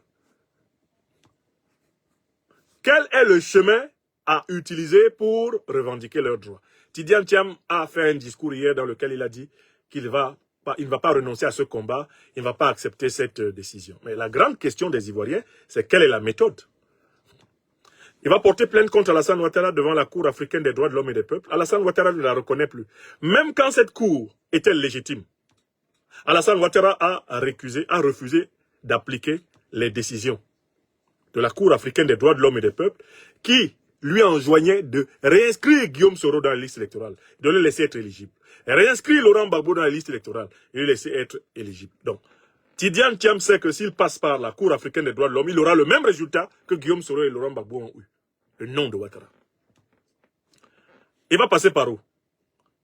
Bon, la Cour de la CEDEAO, mais la Cour de la CEDEAO ne peut pas contraindre Ouattara Dramane. D'ailleurs, de toutes les façons, la CEDEAO est à la botte de Ouattara de se mettre les néocolons français et des impérialistes occidentaux. Donc Tidiane peut savoir aussi que même en passant par la CEDEAO, Ouattara s'en fout. On continue? Eh bien, Tidiane, par où il peut passer? Mais ils ont un ami commun, apparemment. C'est Emmanuel Macron. On a plusieurs images du président du PDCRDA, Tidiane Thiam, très heureux avec Macron, en bras de chemise, presque bras dessus, bras dessous. Et Alassane Dramane Ouattara, qui est un mythomane fiefé, n'hésite pas à dire à qui veut l'entendre que Macron est son ami. Mais non, Manu, c'est un petit à moi. Non. Tu sais, c'est grâce à moi que la France survit encore. Hein. Tu sais, c'est moi qui lui ai donné des conseils, sinon il n'allait pas s'en sortir. Hein? C'est moi qui lui ai recommandé la dissolution. Ouais, et puis toutes les stratégies. Non. Manu, il ne peut rien faire sans moi. Alassane Ouattara ment comme ça tous les jours. Il faut que vous sachiez. Alassane Ouattara réunit rituellement parfois son petit clan là. Et il leur ment pendant 2 à 3 heures. Ils repartent la tête gonflée comme ça. Et vous savez, Alassane Ouattara, la seule chose qu'il demande à ceux qui l'écoutent quand il ment, c'est « Ah non, non, patron, tu es fort. Ah !» Et puis son meilleur flatteur est parti. C'était Ahmed Bakayoko. Quand Ahmed Bakayoko était là, non, puissance. Ahmed se levait même pour danser. Quand Alassane Ouattara ment fort, mais Manu, c'est un petit à moi. Mais Manu Macron, mais Dominique, tu te souviens quand on allait à Amiens? Il était jeune étudiant, là. Je lui ai apporté un peu d'aide. Hein. Tu sais, c'était pas facile pour lui à Paris. Hein. Il joignait pas bien les deux bouts. Hein. Ah non. Tu sais, c'est un jeu. Il m'avait été présenté d'ailleurs. Il ment comme ça sur tous les dirigeants relativement influents du monde. Il raconte des histoires autour de lui pour donner l'impression que ce sont ses amis, il les maîtrise. Mais non, mais comment ça? Mais Zelensky, mais attends, Zelensky, mais Dominique, il n'était pas venu à Paris à la maison, là. Mais justement, mais on l'avait dépanné. Oui, tout à fait. Alassane Ouattara est l'ami de tous ceux qui ont quelque influence dans le monde, il les connaît. Eux, ils ne sont pas au courant hein, qu'il les connaît. Mais lui seul est au courant qu'il les connaît. Donc, Tidiane Thiam pourrait dire, Cour africaine des droits de l'homme, ça ne marche pas. Tidiane Thiam pourrait dire, CEDEAO, ça ne marche pas. Quant à l'Union africaine, c'est un machin qui sert à rien. L'ONU, c'est un conglomérat de bavards internationaux. Tout le monde sait très bien que si tu confies tes problèmes à l'ONU, c'est vraiment parce que tu ne veux pas que tes problèmes finissent. D'abord, l'ONU vit de quoi? L'ONU vit de maintenir les problèmes en vie. Si les problèmes s'arrêtent, l'ONU ferme les portes. Donc, l'ONU se promène essentiellement pour entretenir les problèmes. C'est pour ça que nous avions compris que la mission des Nations Unies pour la soi-disant stabilisation du Mali n'était pas là pour ça. C'était pas la MINUSMA, mais la MINUDMA. Mission des Nations Unies pour la déstabilisation du Mali. Ils étaient là pour que le Mali soit en guerre tout le temps et que leur argent rentre, leur salaire là, leur prime d'expatriation, et puis il fallait les voir nager dans les piscines de Bamako. Astaghfirullah. Je vous avais donné une conférence sur ces gens de l'ONU là. Ils sont très organisés. Quand ils arrivent dans un pays qui a des problèmes, ils veillent à développer les problèmes de ce pays. Parce qu'en fait, plus le problème dure, plus la mission dure, plus ça rapporte l'argent. Ça rapporte des primes. hein, les primes d'expatriation, etc. Non, un bon missionnaire de l'ONU n'aime pas des problèmes résolus. S'il vient dans un pays là, qui commençait une petite guerre civile et puis ça s'arrête tout de suite, il a envie de pleurer. Il doit normalement appeler chez lui pour dire que ouais, ma chérie, la guerre dans le pays où je viens d'arriver là, je suis arrivé il y a moins d'1 mois, ils ont signé un accord de paix. Déjà, il faut que je rentre. Mais si tu viens dans un pays, puis la guerre dure 10 ans, et que chaque mois, là, on te donne 5 à 6 millions de CFA, on te donne environ 10 000 euros tous les mois, alors que dans ton pays, là, tu as 2 000 euros ou 2 500 par mois. Astafroulaye. La mission est intéressante parce que la guerre dure. Tu fais seulement tout pour qu'une balle ne te trouve pas. Mais tu récupères tes sous, tu construis tes maisons, tu élèves tes enfants, et ta vie continue. N'est-ce pas? Non mais soyons sérieux. Il y a des gens qui ne veulent pas la solution des problèmes de l'Afrique. Donc, Tidiane, CEDEAO, ça ne marche pas. Cour africaine des droits de l'homme, ça ne marche pas. Union africaine, c'est pas la peine. ONU, c'est pas la peine. Donc, Paris, Alassane Ouattara dit que Emmanuel Macron est son ami. Mais Macron, lui, il a une vidéo célèbre qui fait le tour du monde, hein, dans laquelle lui dit, je n'ai pas d'amis. Hein. Ah non, là, soyons clairs. Hein. J'ai pas d'amis, j'ai pas d'amis. Ok. Donc, la question qu'on peut poser à Tidiane, c'est, Ouattara dit que Macron est son ami. Macron dit que lui, il n'a pas d'amis. Toi, ta position entre les deux, là, c'est quoi? Qu'est-ce que tu peux espérer de l'un qui a tous les amis du monde, y compris ceux qui ne le savent pas, et l'autre qui dit qu'il n'est l'ami de personne? Tu comptes sur qui? Écoutez, vous pensez sérieusement qu'Emmanuel Macron n'est pas au courant de la manœuvre que Ouattara vient de faire contre Tidiane Thiam? À son niveau d'information, vous pensez qu'il n'est pas au courant? Vous pensez qu'il est surpris? Il sait très bien ce qui arrive à Tidiane Thiam. Mais pourquoi la diplomatie française ne réagit pas sur cette affaire? Mais parce qu'Alassane Ouattara représente la stabilité des intérêts et même la fructification des intérêts stratégiques français en Côte d'Ivoire. Mieux, Alassane Draman Ouattara a une mission, comme l'a bien compris mon jeune frère Ibrahima Maïga, le journaliste burkinabé de la place des États-Unis. La mission d'Alassane Draman Ouattara, c'est de décapiter l'AES. La Côte d'Ivoire sert de base arrière à la déstabilisation de l'AES, qui est l'incarnation de la résurrection africaine. Donc pourquoi voulez-vous qu'on provoque un chamboulement à la tête de la base arrière de la décapitation de la révolution panafricaine? Le néocolonialisme français, l'impérialisme occidental, n'ont pas besoin d'un changement politique en Côte d'Ivoire à court terme. Parce qu'un tel changement politique les empêcherait d'avoir une base arrière stable pour les opérations à mener contre le Mali, le Burkina Faso et le Niger. Écrivez ça. Voilà dans quoi Thiam est en train d'être sacrifié. Parce qu'au départ, Thiam, en raison de ses relations avec le milieu financier en Europe, en Amérique, pouvait penser que ses relations personnelles avec les dirigeants européens qu'il connaît, avec le fameux autographe d'Obama et consorts, ils espéraient que les démocrates battent Donald Trump aux États-Unis. Bref, Thiam pensait qu'il pouvait, grâce à cela, influencer Alassane Draman Ouattara et peser contre Alassane Draman Ouattara en Côte d'Ivoire. Or, actuellement, l'establishment néocolonial français a mis toutes ses billes sur Ouattara, a mis toutes ses cartes dans les mains de Ouattara. Parce que la perte d'influence au Mali, au Burkina Faso et au Niger, la perte d'influence au Tchad, le risque d'effondrement partout, a provoqué un effet de panique, un réflexe de tribu assiégée au niveau des stratèges de l'Élysée. Ils ont donc décidé de sauver à tout prix les pires satrapes africains, quitte pour cela à s'aliéner encore davantage les opinions africaines. Alassane Ouattara sait qu'il a le soutien de Paris. Il ne peut pas mettre Tidiane Thiam en situation d'apatridie, en sachant que toutes les fins de mois, il vient se soigner à l'hôpital américain de Paris. Vous savez qu'Alassane Draman Ouattara, il a sa vie entre la main des médecins parisiens, non? Vous pensez qu'il peut faire une politique incompatible avec les intérêts stratégiques de ceux qui le soignent, le carabistouillent, le rabibochent, littéralement tous les mois? Je vous rappelle qu'il a une visite médicale au moins par mois en France. Donc, le geste politique qu'il vient de poser en Côte d'Ivoire contre Tidiane Thiam, il est béni sur les rives de la Seine. Tidiane Thiam, il est passé par perte et profit. la tentative de reprise en main du néocolonialisme français en Afrique, dite francophone, passe par le sacrifice des opposants qui rêvaient d'avoir un soutien de Paris. Vous avez vu comment ils ont été sacrifiés au Tchad, avant que le dirigeant tchadien ne fasse un tacle arrière au néocolonialisme français. Vous avez vu comment les Masra ont été passés par perte et profit. Vous avez vu comment ils ont été sacrifiés au Gabon. Vous avez vu comment ils ont été passés par perte et profit au Gabon, les opposants.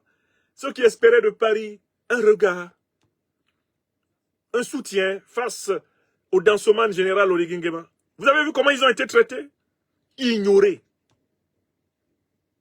C'est la même stratégie qui se prépare dans mon pays natal, le Cameroun.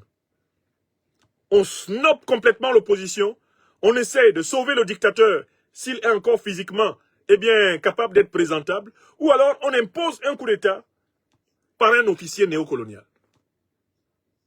Et on contrôle le pays à la manière d'Oligui Nguema au Gabon. C'est le plan. Et c'est le même plan qu'il y a en Côte d'Ivoire. Ils sont prêts à tout, sauf laisser le président Laurent Gbagbo, le président Guillaume Soro être candidat.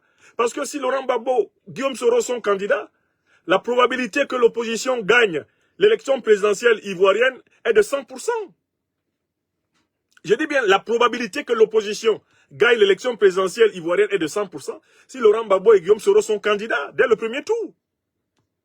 Or, si l'un ou l'autre venait à passer, cela veut dire la fermeture définitive, non seulement des bases militaires, cela veut dire le retrait de l'influence, le contrôle monopolistique de l'économie ivoirienne par les firmes multinationales stratégiques françaises. Eh bien, tout ça va être, c'est l'effondrement du précaré. Vous pensez qu'ils vont s'amuser? Ils sont derrière Ouattara. Et il faut que Tidiane Thiam comprenne cela. Et qu'il se méfie de ceux à qui il va venir demander du secours. Parce que s'il insiste, ils peuvent le passer encore mieux par perte et profit. Quand Alassane Ouattara te détruit politiquement, ensuite il cherche à te détruire physiquement. C'est la loi chez Ouattara. Il ne te laisse pas.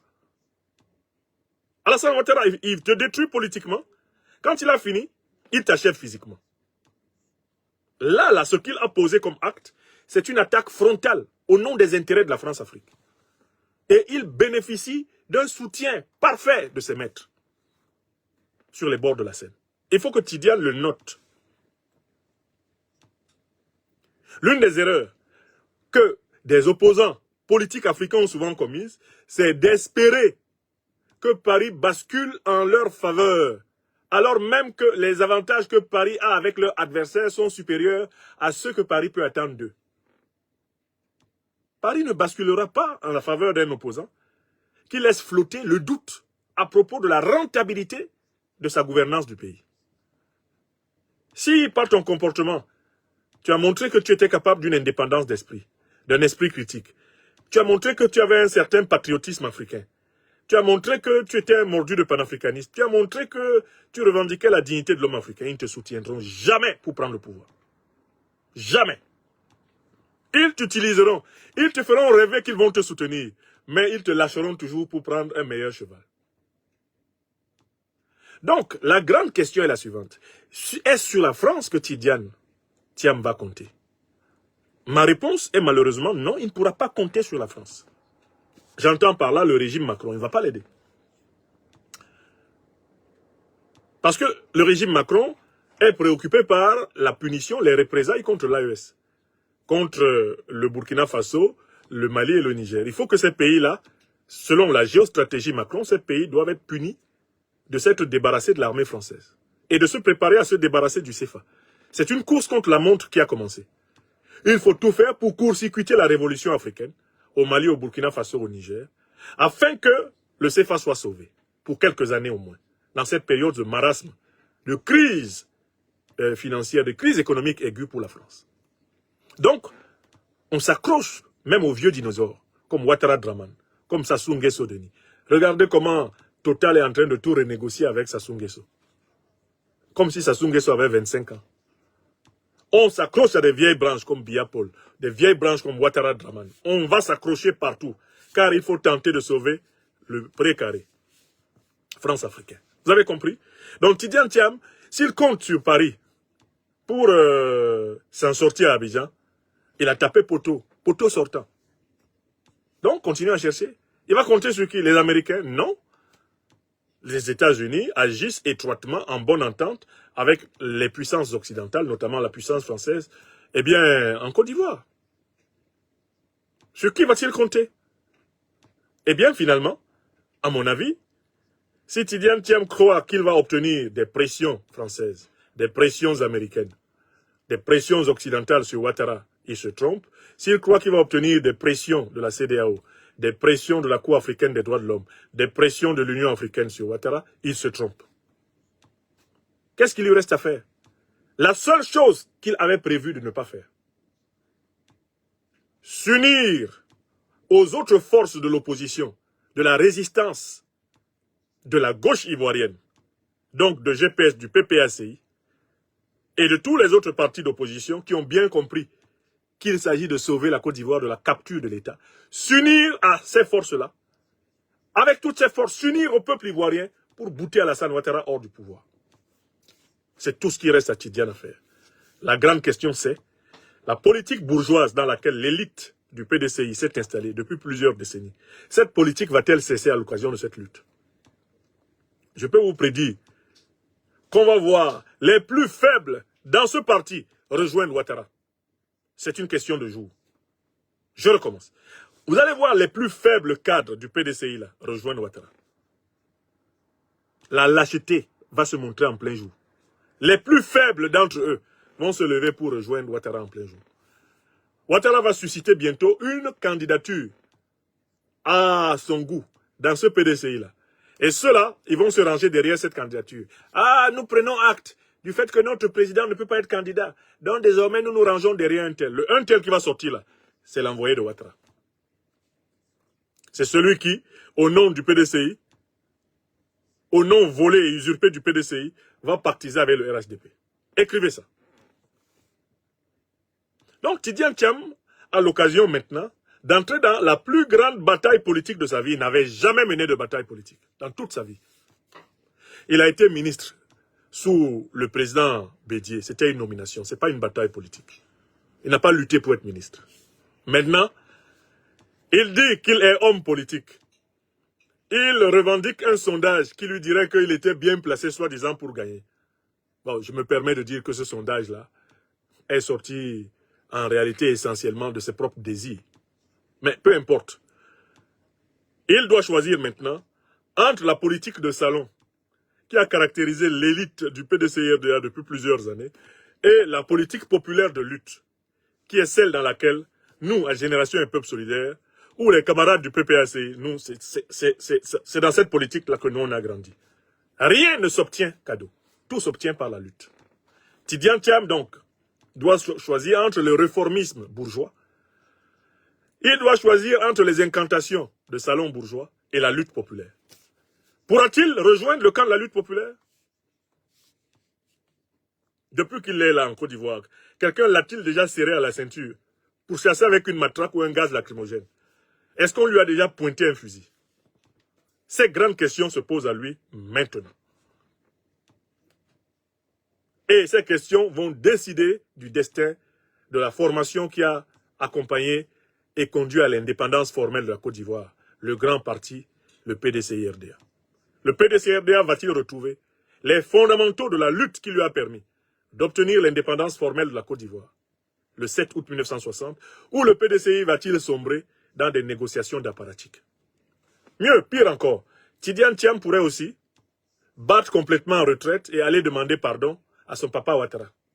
Eh, papa, pardon, je ne savais pas où. Yachi, Sabari, Yachi. Eh, papa, pardon. Il faut m'inscrire dans la liste électorale. Moi-même, je vais appeler à voter pour toi dès même au premier tour, quel que soit le score que tu me donnes, j'accepte. Papa, pardon. Alassane Ouattara aimerait ça. Hein. Il aimerait que Tidiane aille au palais le supplier, aille à la résidence présidentielle le supplier. Et il ne manquera pas de tout enregistrer et de faire tourner ça en Mondovision. Mais voilà. Mais il a compris, Tidiane. Hein. Mais c'est un fils. C'est dommage. Hein. C'est dommage. Il a enfin compris que nous devons rester unis. Ça, c'est important. Non. Je prends acte de son message. Hein. Nous allons, dans le cadre de la réconciliation nationale, on va prendre des dispositions. Et là, il va dire à Tidiane, non, mais bon, pour le moment, tu es exclu. Mais juste après ma réélection, moi, je te nomme. Hein? Ne t'inquiète pas. Je vais arranger ta situation. Hein? Ne t'inquiète pas, Tidiane. Hein? Dès que je suis réélu, je te nomme. D'ailleurs, tu viens au gouvernement avec moi. Un garçon brillant comme toi ne doit pas aller gaspiller ses compétences ailleurs. Non, non, non, tu viendras avec moi. D'ailleurs, tu vas travailler avec moi à la présidence ici. Oui! Donc, Tidiane, il a finalement deux choix. Se soumettre ou lutter. Et s'il veut lutter, mais c'est avec l'opposition authentique. C'est avec le peuple de Côte d'Ivoire contre Ouattara. C'est la seule lutte qui va libérer la Côte d'Ivoire. Et c'est ce que je voulais dire. Si par contre, il veut gamberger, il veut jouer au malin, qu'il sache qu'Alassane Ouattara a déjà fait le tour. Alassane Ouattara a déjà fait le tour de tous les plans que lui, Tidiane, peut élaborer. Je veux dire sur le plan diplomatique, les contacts qu'il peut prendre, les puissances qu'il peut appeler. Mais Dominique, je maîtrise tous ces gens. De toutes les façons, Manu, il sait. Hein. Je lui ai dit, le petit Tidiane, il n'ira même pas à l'élection. Ah non, non, j'ai été clair. Hein. Il m'a dit, mais Alassane, c'est votre problème. Moi, j'ai beaucoup de problèmes en Europe. J'ai des problèmes en France. Je me mêle pas des histoires de Côte d'Ivoire. Voilà. Je n'ai pas d'amis. Tout le monde sait que je n'ai pas d'amis. Donc, Tidiane, voilà l'éventail qui est ouvert devant lui. Et en toute vérité, mon souhait est qu'il comprenne que c'est maintenant qu'il doit commencer la plus grande lutte politique de sa vie. Il doit s'allier en plein jour avec les forces de la résistance populaire. Il doit s'allier avec les forces qui, unies au peuple de Côte d'Ivoire dans toute sa diversité, doivent libérer la Côte d'Ivoire de la domination d'Alassane Dramane Ouattara.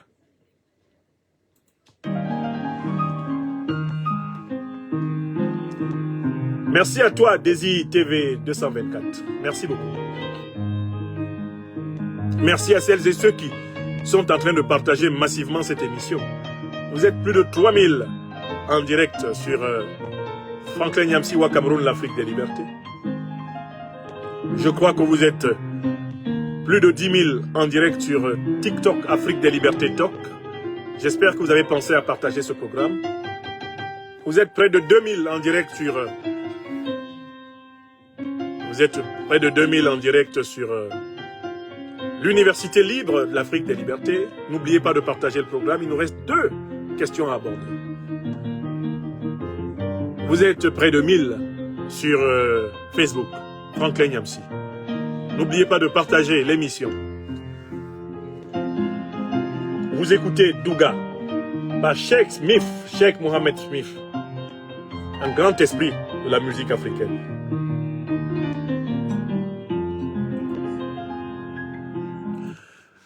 Allons en République démocratique du Congo. Le patriotisme frelaté de Félix Tshisekedi Tshilombo n'impressionne pas ses rivaux. Qui sont les rivaux de Félix Tshisekedi Tshilombo? Ils sont, dans l'ordre, Kagame Paul, chef de l'État rwandais, grand pillard des richesses du Congo. Museveni Yoweri, chef de l'État ougandais, grand pillard des richesses du Congo. Nanga Corneille, renégat congolais, au service de l'Ouganda, du Rwanda et de leurs parrains, les néocolonialistes, les impérialistes occidentaux. Kabila Joseph, ancien chef de l'État de la République du Congo, valet depuis très longtemps de la domination sous-régionale rwandaise et ougandaise.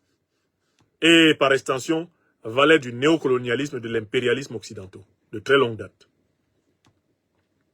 Katumbi Moïse, homme d'État, homme d'affaires congolais, fortement lié aux intérêts occidentaux à travers le domaine des affaires et de la finance, par conséquent, en situation de valet du néocolonialisme et de l'impérialisme occidentaux. Voilà les principaux rivaux de Félix Tshisekedi Tshilombo. Vous aurez remarqué que Kagame, Museveni, Nanga Corneille, Kabila Joseph, ou même Moïse Katumbi ont tous comme maître les grandes puissances européennes et le duo anglo-américain, avec tous leurs alliés au Moyen-Orient, dont notamment Israël. Mais les grandes puissances de l'Union européenne, la puissance anglo-américaine et leurs alliés du Moyen-Orient sont exactement les tuteurs de Félix Tshisekedi. Tshisekedi, qui est l'actuel chef de l'État de la République démocratique du Congo, pense pouvoir coiffer au poteau Kagame, Museveni, Kabila Joseph, Nanga Corneille et Katumbi Moïse en vendant moins cher que le Congo aux Occidentaux. Je recommence. Quel est le chemin qu'a choisi Tshisekedi Félix pour tirer le tapis, littéralement sous le pied de ses rivaux? Il n'a pas choisi de remettre en cause la domination et l'exploitation de la République démocratique du Congo par le néocolonialisme et l'impérialisme occidentaux. Non. Ce qu'il a choisi, c'est de faire une offre de coopération beaucoup plus compétitive, beaucoup plus juteuse aux puissances impérialistes et néocolonialistes occidentales que celle de Kagame, que celle de Nanga, que celle de Moïse Katumbi, que celle de Kabila Joseph ou de Museveni Yoweri. Vous comprenez ce qu'il a décidé de faire? Si Kagame prend l'or, le cobalt, l'uranium, etc. pour vendre ça, mettons, à 10 francs, Tshisekedi, lui, il est prêt à vendre ça à 1 franc. C'est-à-dire que si Kagame vend à 10 euros 1 kilo, je ne sais pas, d'uranium, bon, dans ses propositions, la logique de Tshisekedi, c'est de dire, moi, je vais vendre à 1 euro.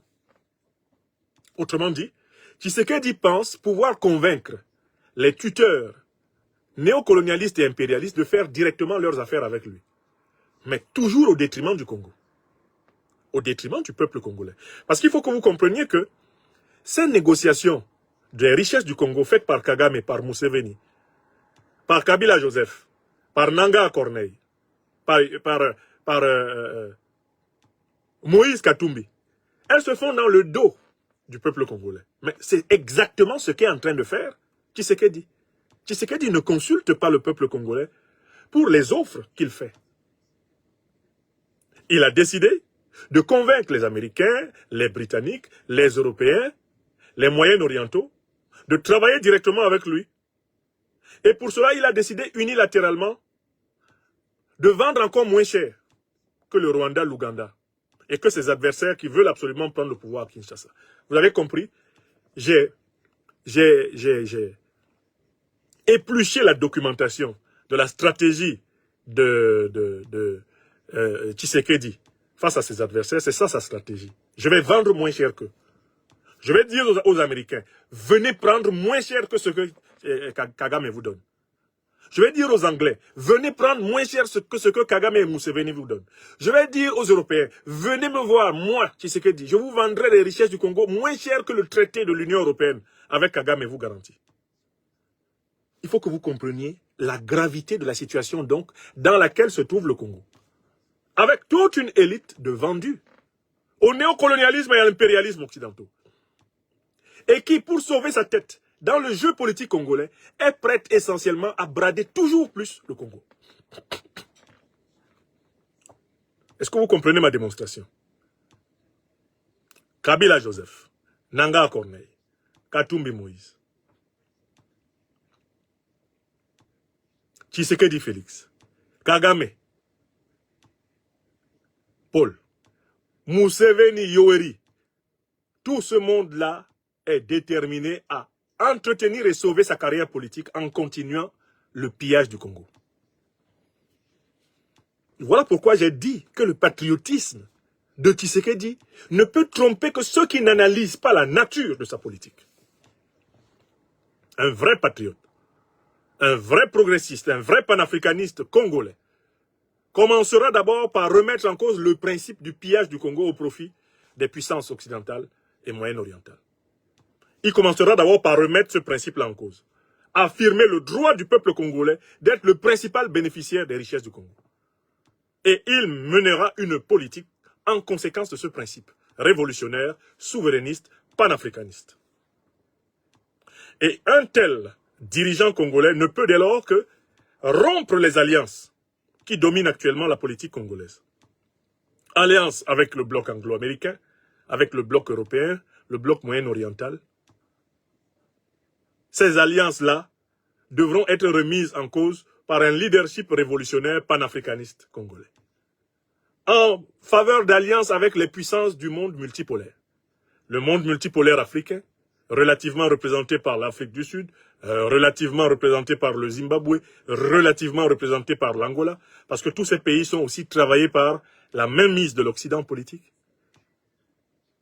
Le monde multipolaire africain, avec la grande alliance sahélienne entre le Mali, le Burkina Faso et le Niger.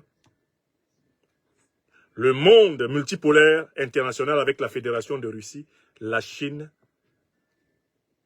la République de Cuba, de Venezuela, l'Iran, les pays qui résistent à la capture du monde. C'est en synergie avec eux que la lutte de libération du peuple congolais doit être conçue.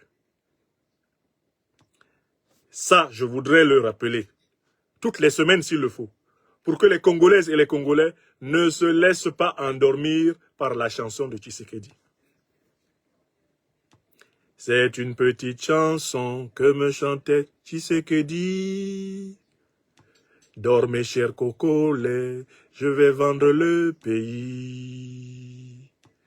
C'est une petite chanson que me chantait Tshisekedi. Je ne suis pas différent de tous ceux qui me combattent. C'est une petite chanson que vous chantez Tshisekedi. Je vendrai encore moins cher le Congo à l'étranger. Ça, c'est la petite chanson de Tshisekedi. Et si vous vous laissez bercer par cette chanson, si vous vous endormez sous les effluves, la tendresse de cette chanson, quand vous allez vous réveiller, collectivement, frères et sœurs congolais, vous rejoindrez le célèbre sanglier. Et on entendra à l'unisson dans tout le pays. Kasongo yeye, mobali nangai. Kasongo mbona weu, songa libala umbo ye. Kasongo mbona weu, mobali nangai. Si vous laissez la chanson douce de Tshisekedi là, et de tous les 4 autres grands sacripants de la domination internationale, si vous laissez leur chanson entrer dans vos oreilles, vous allez mourir dans votre propre film. Et à l'unisson, de Goma à Matadi, de Lubumbashi à Kisangani, vous allez chanter Kasongo. Le Congo a besoin d'un nouveau leadership panafricaniste révolutionnaire, que ce soit dans l'armée et dans la société civile. Lui seul peut conduire ce pays vers des horizons fructueux.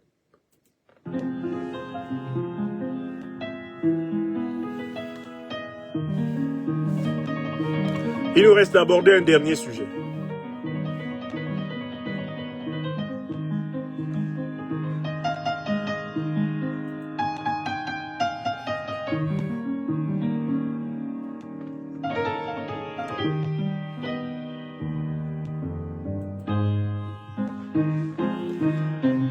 Vous écoutez Douga. Douga chanté par le grand Cheikh Mohamed Smith, le grand frère de Nana Al-Kafofana. Il chante Douga. Il nous reste à aborder le sujet de la perfide Algérie.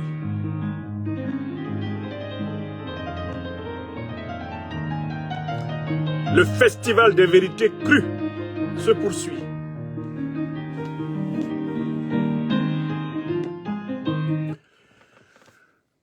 L'élite qui gouverne actuellement l'Algérie, incarnée par le président Abdelmajid Tebboune, est officiellement reconnue comme une spécialiste de la duplicité, du double jeu envers les pays sahéliens, en particulier et plus largement l'Afrique noire.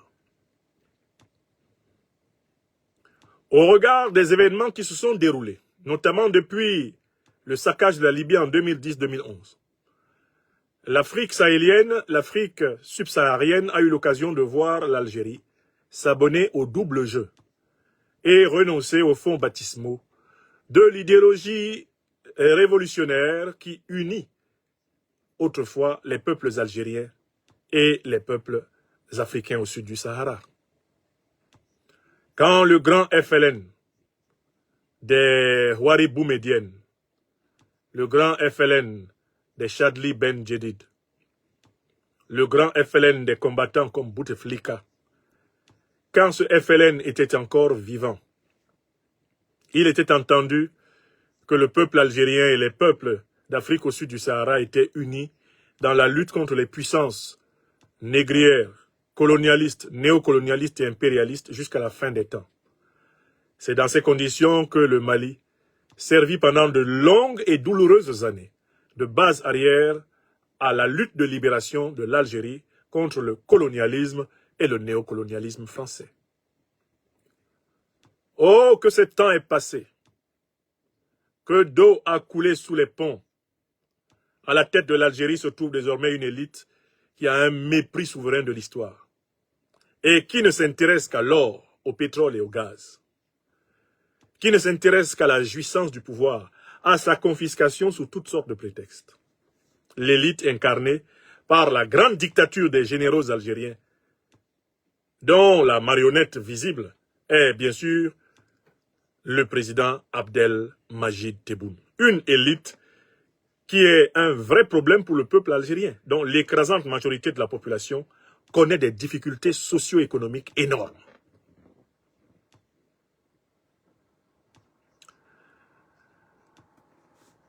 Lorsque l'Afrique a été attaquée, après le saccage de la Libye par l'OTAN, dirigée par les États-Unis d'Obama, la Grande-Bretagne de David Cameron et la France de Nicolas Sarkozy, Paul de Nagui Bokcha, Stéphane,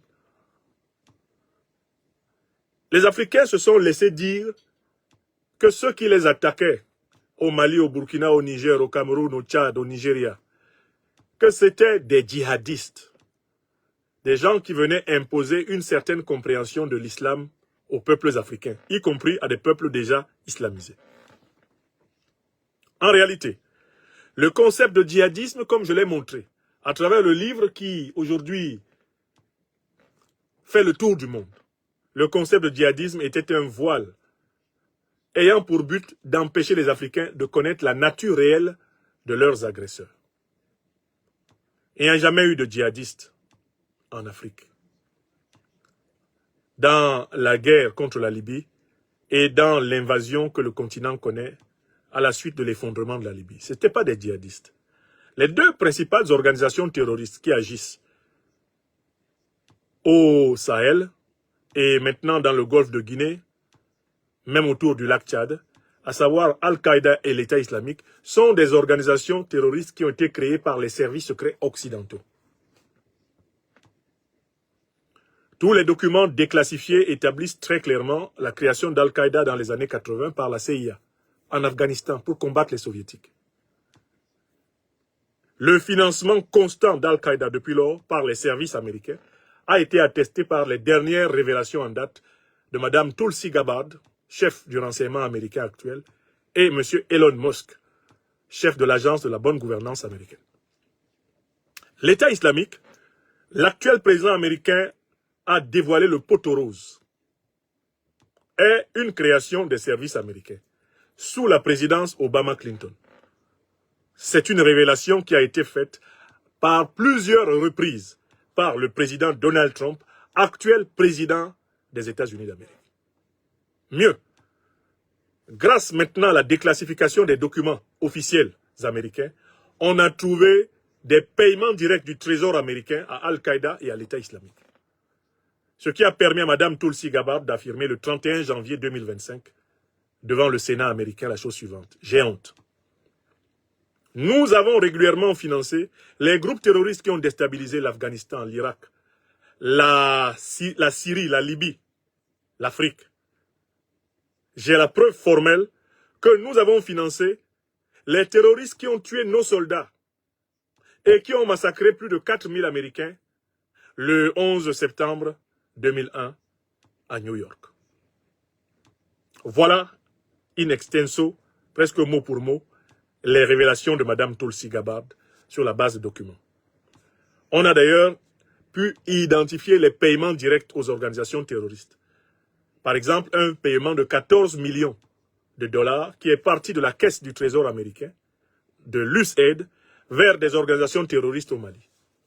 Ce paiement a fait l'objet d'une protestation officielle du gouvernement malien demandant qu'une enquête soit ouverte pour non seulement punir ceux qui ont payé, mais également chercher et punir ceux qui ont reçu de l'argent que le Mali n'a jamais vu.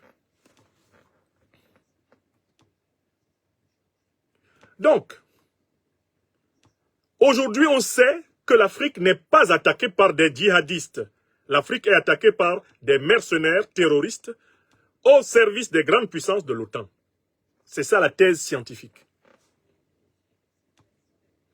Et l'administration Trump actuelle a contribué à la manifestation de cette vérité. Pour ceux qui aimeraient avoir la plus ample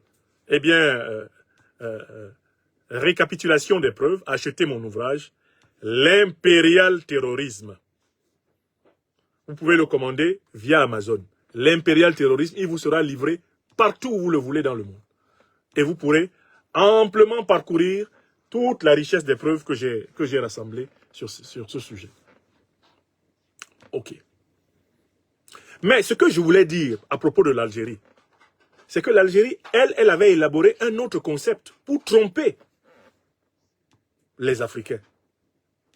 Parce que l'Algérie est une puissance dont les dirigeants voient d'un mauvais œil l'émergence d'une grande puissance au sud du Sahara. Pour les dirigeants algériens actuels, il ne faut pas que le Mali, le Burkina Faso, le Niger, le Cameroun, le Nigeria deviennent des grandes puissances de rang comparable à elles, et même supérieurs.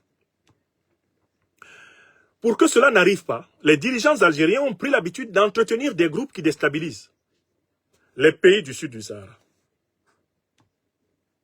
C'est une condition essentielle de leur influence. Et le concept que les dirigeants algériens actuels ont élaboré pour camoufler ces groupes de déstabilisateurs, de terroristes à leur service, c'est le concept de sécessionnisme. Le djihadisme a permis de cacher l'intervention de l'OTAN dans les affaires africaines à travers des mercenaires terroristes. Le concept de djihadisme a été le voile utilisé par l'OTAN. Mais le voile utilisé par l'Algérie, c'est le concept de sécessionnisme. Voilà pourquoi, bizarrement, vous verrez que tous les groupes sécessionnistes qui ont opéré depuis plusieurs années maintenant au Mali, au Burkina Faso ou au Niger se réfugient systématiquement en Algérie. Donc le sécessionnisme est un concept selon lequel ces groupes appartiendraient à des populations qui sont discriminées, qui seraient ostracisées, qui seraient menacées, qui seraient maltraitées dans leur pays de résidence respectifs. Et par conséquent, ces populations se replieraient en Algérie pour bénéficier de la protection d'un État humanitaire, gentil, bon, débonnaire, bienveillant, doux, un État presque divin, qui leur permet d'articuler leurs revendications afin d'obtenir le droit à une plus grande considération dans leur pays d'origine. Voilà le concept inventé par la géostratégie, la géopolitique algérienne pour infiltrer le Mali, infiltrer le Niger, infiltrer le Burkina Faso, infiltrer tout le Sahel, infiltrer toute l'Afrique au sud du Sahara. Or, en fait, ces groupes sécessionnistes ont des revendications farfelues. Les uns prétendent qu'ils sont des Touaregs et que les Touaregs seraient menacés partout. C'est faux. C'est un mythe qu'ils entretiennent, y compris par des exactions commises opportunément contre des populations Touaregs, afin d'entretenir le mythe de la population Touareg pourchassée. Je vous rappelle que une bonne partie des crimes qui sont commis contre certaines communautés Peuls sont commis par des terroristes instrumentalisés par les mêmes puissances, dans le but de faire incriminer les Dogons, dans le but de faire incriminer les Bambara, dans le but de faire incriminer les non-Peuls. On instrumentalise même des Peuls à tuer des Peuls. Dans le but de faire incriminer des Dogons, on va instrumentaliser même des Dogons à tuer des Dogons. Dans le but, c'est-à-dire que pour semer la chienlit dans toute la sous-région, on utilise des effets de croisement, on utilise des effets de miroir entre les populations pour les jeter les unes contre les autres. Ça, vous connaissez cette méthode. Mais dans le cas de l'Algérie, vous vous rendrez compte que les principaux responsables de la revendication sécessionniste au Sahel sont réfugiés chez elle. Et voilà comment elle a manœuvré pour obtenir l'accord de paix d'Alger de 2005. Un accord qui permettait aux sécessionnistes d'avoir des droits qui sont presque l'équivalent d'une semi-autonomie, d'une semi-indépendance à l'intérieur du Mali. Parce que l'accord d'Alger de 2005 n'est rien d'autre que l'accord d'Alger de 2015, pardon. L'accord d'Alger de 2015 n'est rien d'autre que, en réalité, le démembrement de l'État malien en faveur de sécessionnistes qui, eux, vont brader les richesses du sous-sol du Mali à la puissance algérienne et aux puissances occidentales. Donc, quel est le deal des dirigeants algériens? Je vous demande de ne pas confondre ces dirigeants avec le peuple algérien, qui lui-même est victime de ces dirigeants.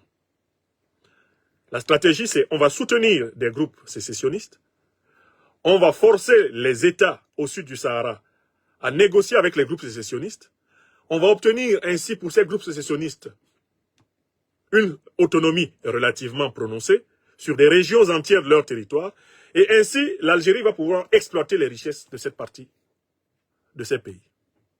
Ainsi, pour exploiter le pétrole, le gaz malien, il faut renforcer les sécessionnistes au nord du Mali, parce qu'avec eux, l'Algérie pourra se servir à volonté. Pour exploiter l'uranium, exploiter le manganèse, le fer, le cobalt nigérien, on va encourager les groupes sécessionnistes et éventuellement Touareg, donc au nord du Niger, parce que grâce à ces groupes, qu'on va remettre littéralement au cœur du pouvoir politique au Niger, on va pouvoir exploiter tranquillement ce qui intéresse les oligarques algériens au Niger. On va faire la même chose partout. On fragilise le pays, on encourage les mouvements sécessionnistes, on organise des négociations artificielles qui permettent à ces mouvements de gagner en autonomie. Grâce à cette autonomie, on envoie les multinationales algériennes se servir. Donc en fait, les dirigeants algériens actuels ont conçu un projet néocolonialiste saharien contre le Sahel. C'est ce que j'appelle le néocolonialisme saharo-sahélien. Abdelmajid Tebboune et ses compagnons sont auteurs d'un néocolonialisme saharo-sahélien qui est en bonne entente, qui est en bonne articulation avec le néocolonialisme, l'impérialisme occidentaux. Voilà ce qu'il faut comprendre. Or, maintenant que nous savons que les sécessionnistes n'ont en fait pas de véritable revendication politique au Mali, au Burkina ou au Niger, et nulle part ailleurs en Afrique, ils n'ont de véritables revendications politiques. Leurs revendications sont en réalité opportunistes. Elles sont déterminées par les intérêts des puissances qui les manipulent. Le concept de sécessionnisme est désormais récusé dans la science politique sahélienne. Le sécessionnisme ne peut plus être un motif valable de revendication politique en Afrique au sud du Sahara, parce que nous savons qu'il a été entièrement instrumentalisé par le néocolonialisme et l'impérialisme. Notamment, c'est le cas au Sahel. Donc, le voile sécessionniste derrière lequel se cachait l'Algérie est aussi déchiré.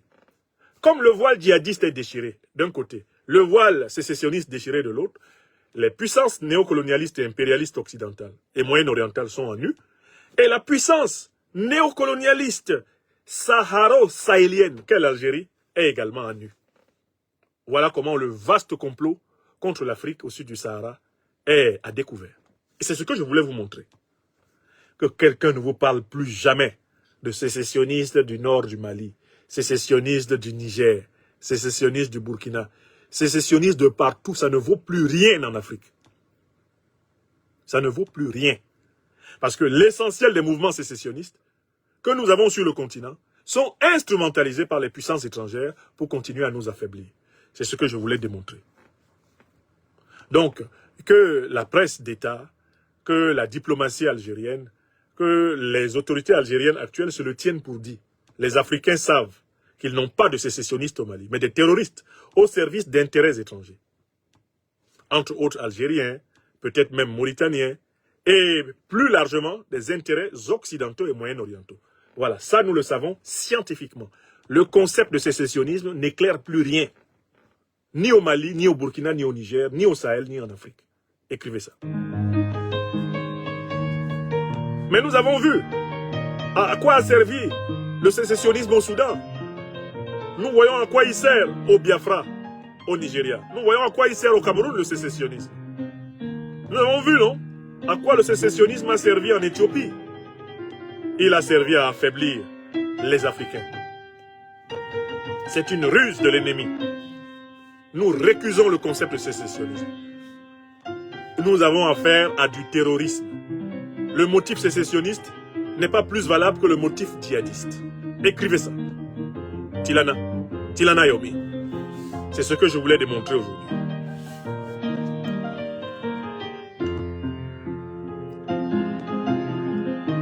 Voilà ce que je voulais démontrer aujourd'hui. Merci à celles et ceux qui ont suivi cette conférence. Depuis maintenant, près de 2 heures de temps. Nous avons abordé 4 thèmes. Et j'espère que chacun de ces thèmes a été l'occasion pour vous d'approfondir vos analyses. Alors moi, je ne compte pas le temps de mon enseignement citoyen. Je ne compte pas le temps. Celui qui trouve que mes vidéos sont longues, qu'il a écouté des vidéos courtes.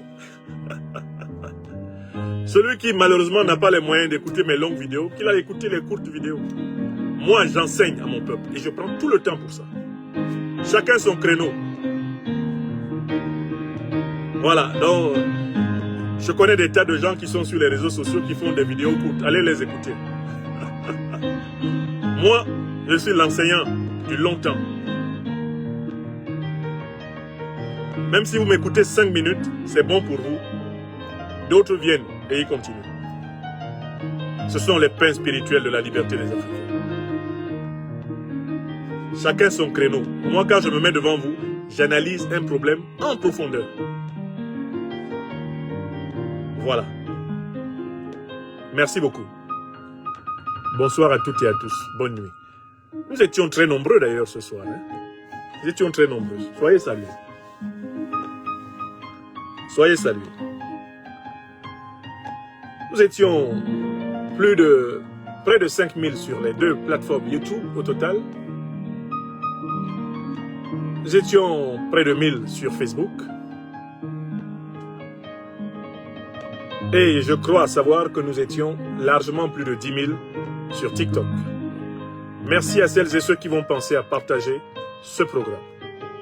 Merci infiniment. Je vous souhaite une bonne soirée. Portez-vous bien. Portez-vous bien. Combien étions-nous sur TikTok? Bonne soirée à vous, mes amis, sur TikTok. Merci beaucoup.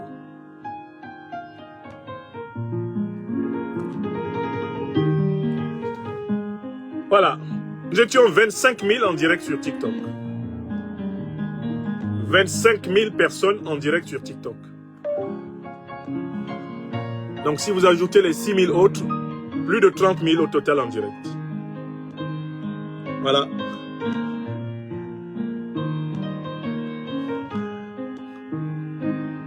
Donc je dis souvent à certains de mes amis, ne fais pas de longues vidéos, qui veut, mais qui peut.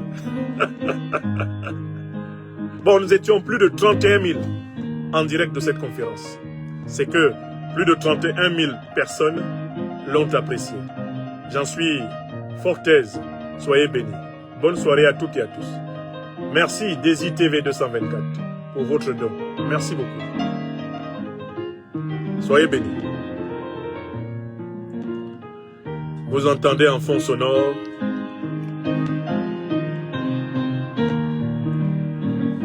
Douga, chanté par Mohamed Sheikh Smith. Merci beaucoup. Mike Bennett, merci beaucoup. Gérard Niada, merci.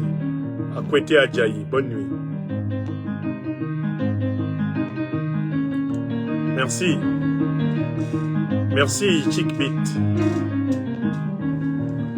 Merci Rebecca. Maryse Aou de Londres, merci beaucoup.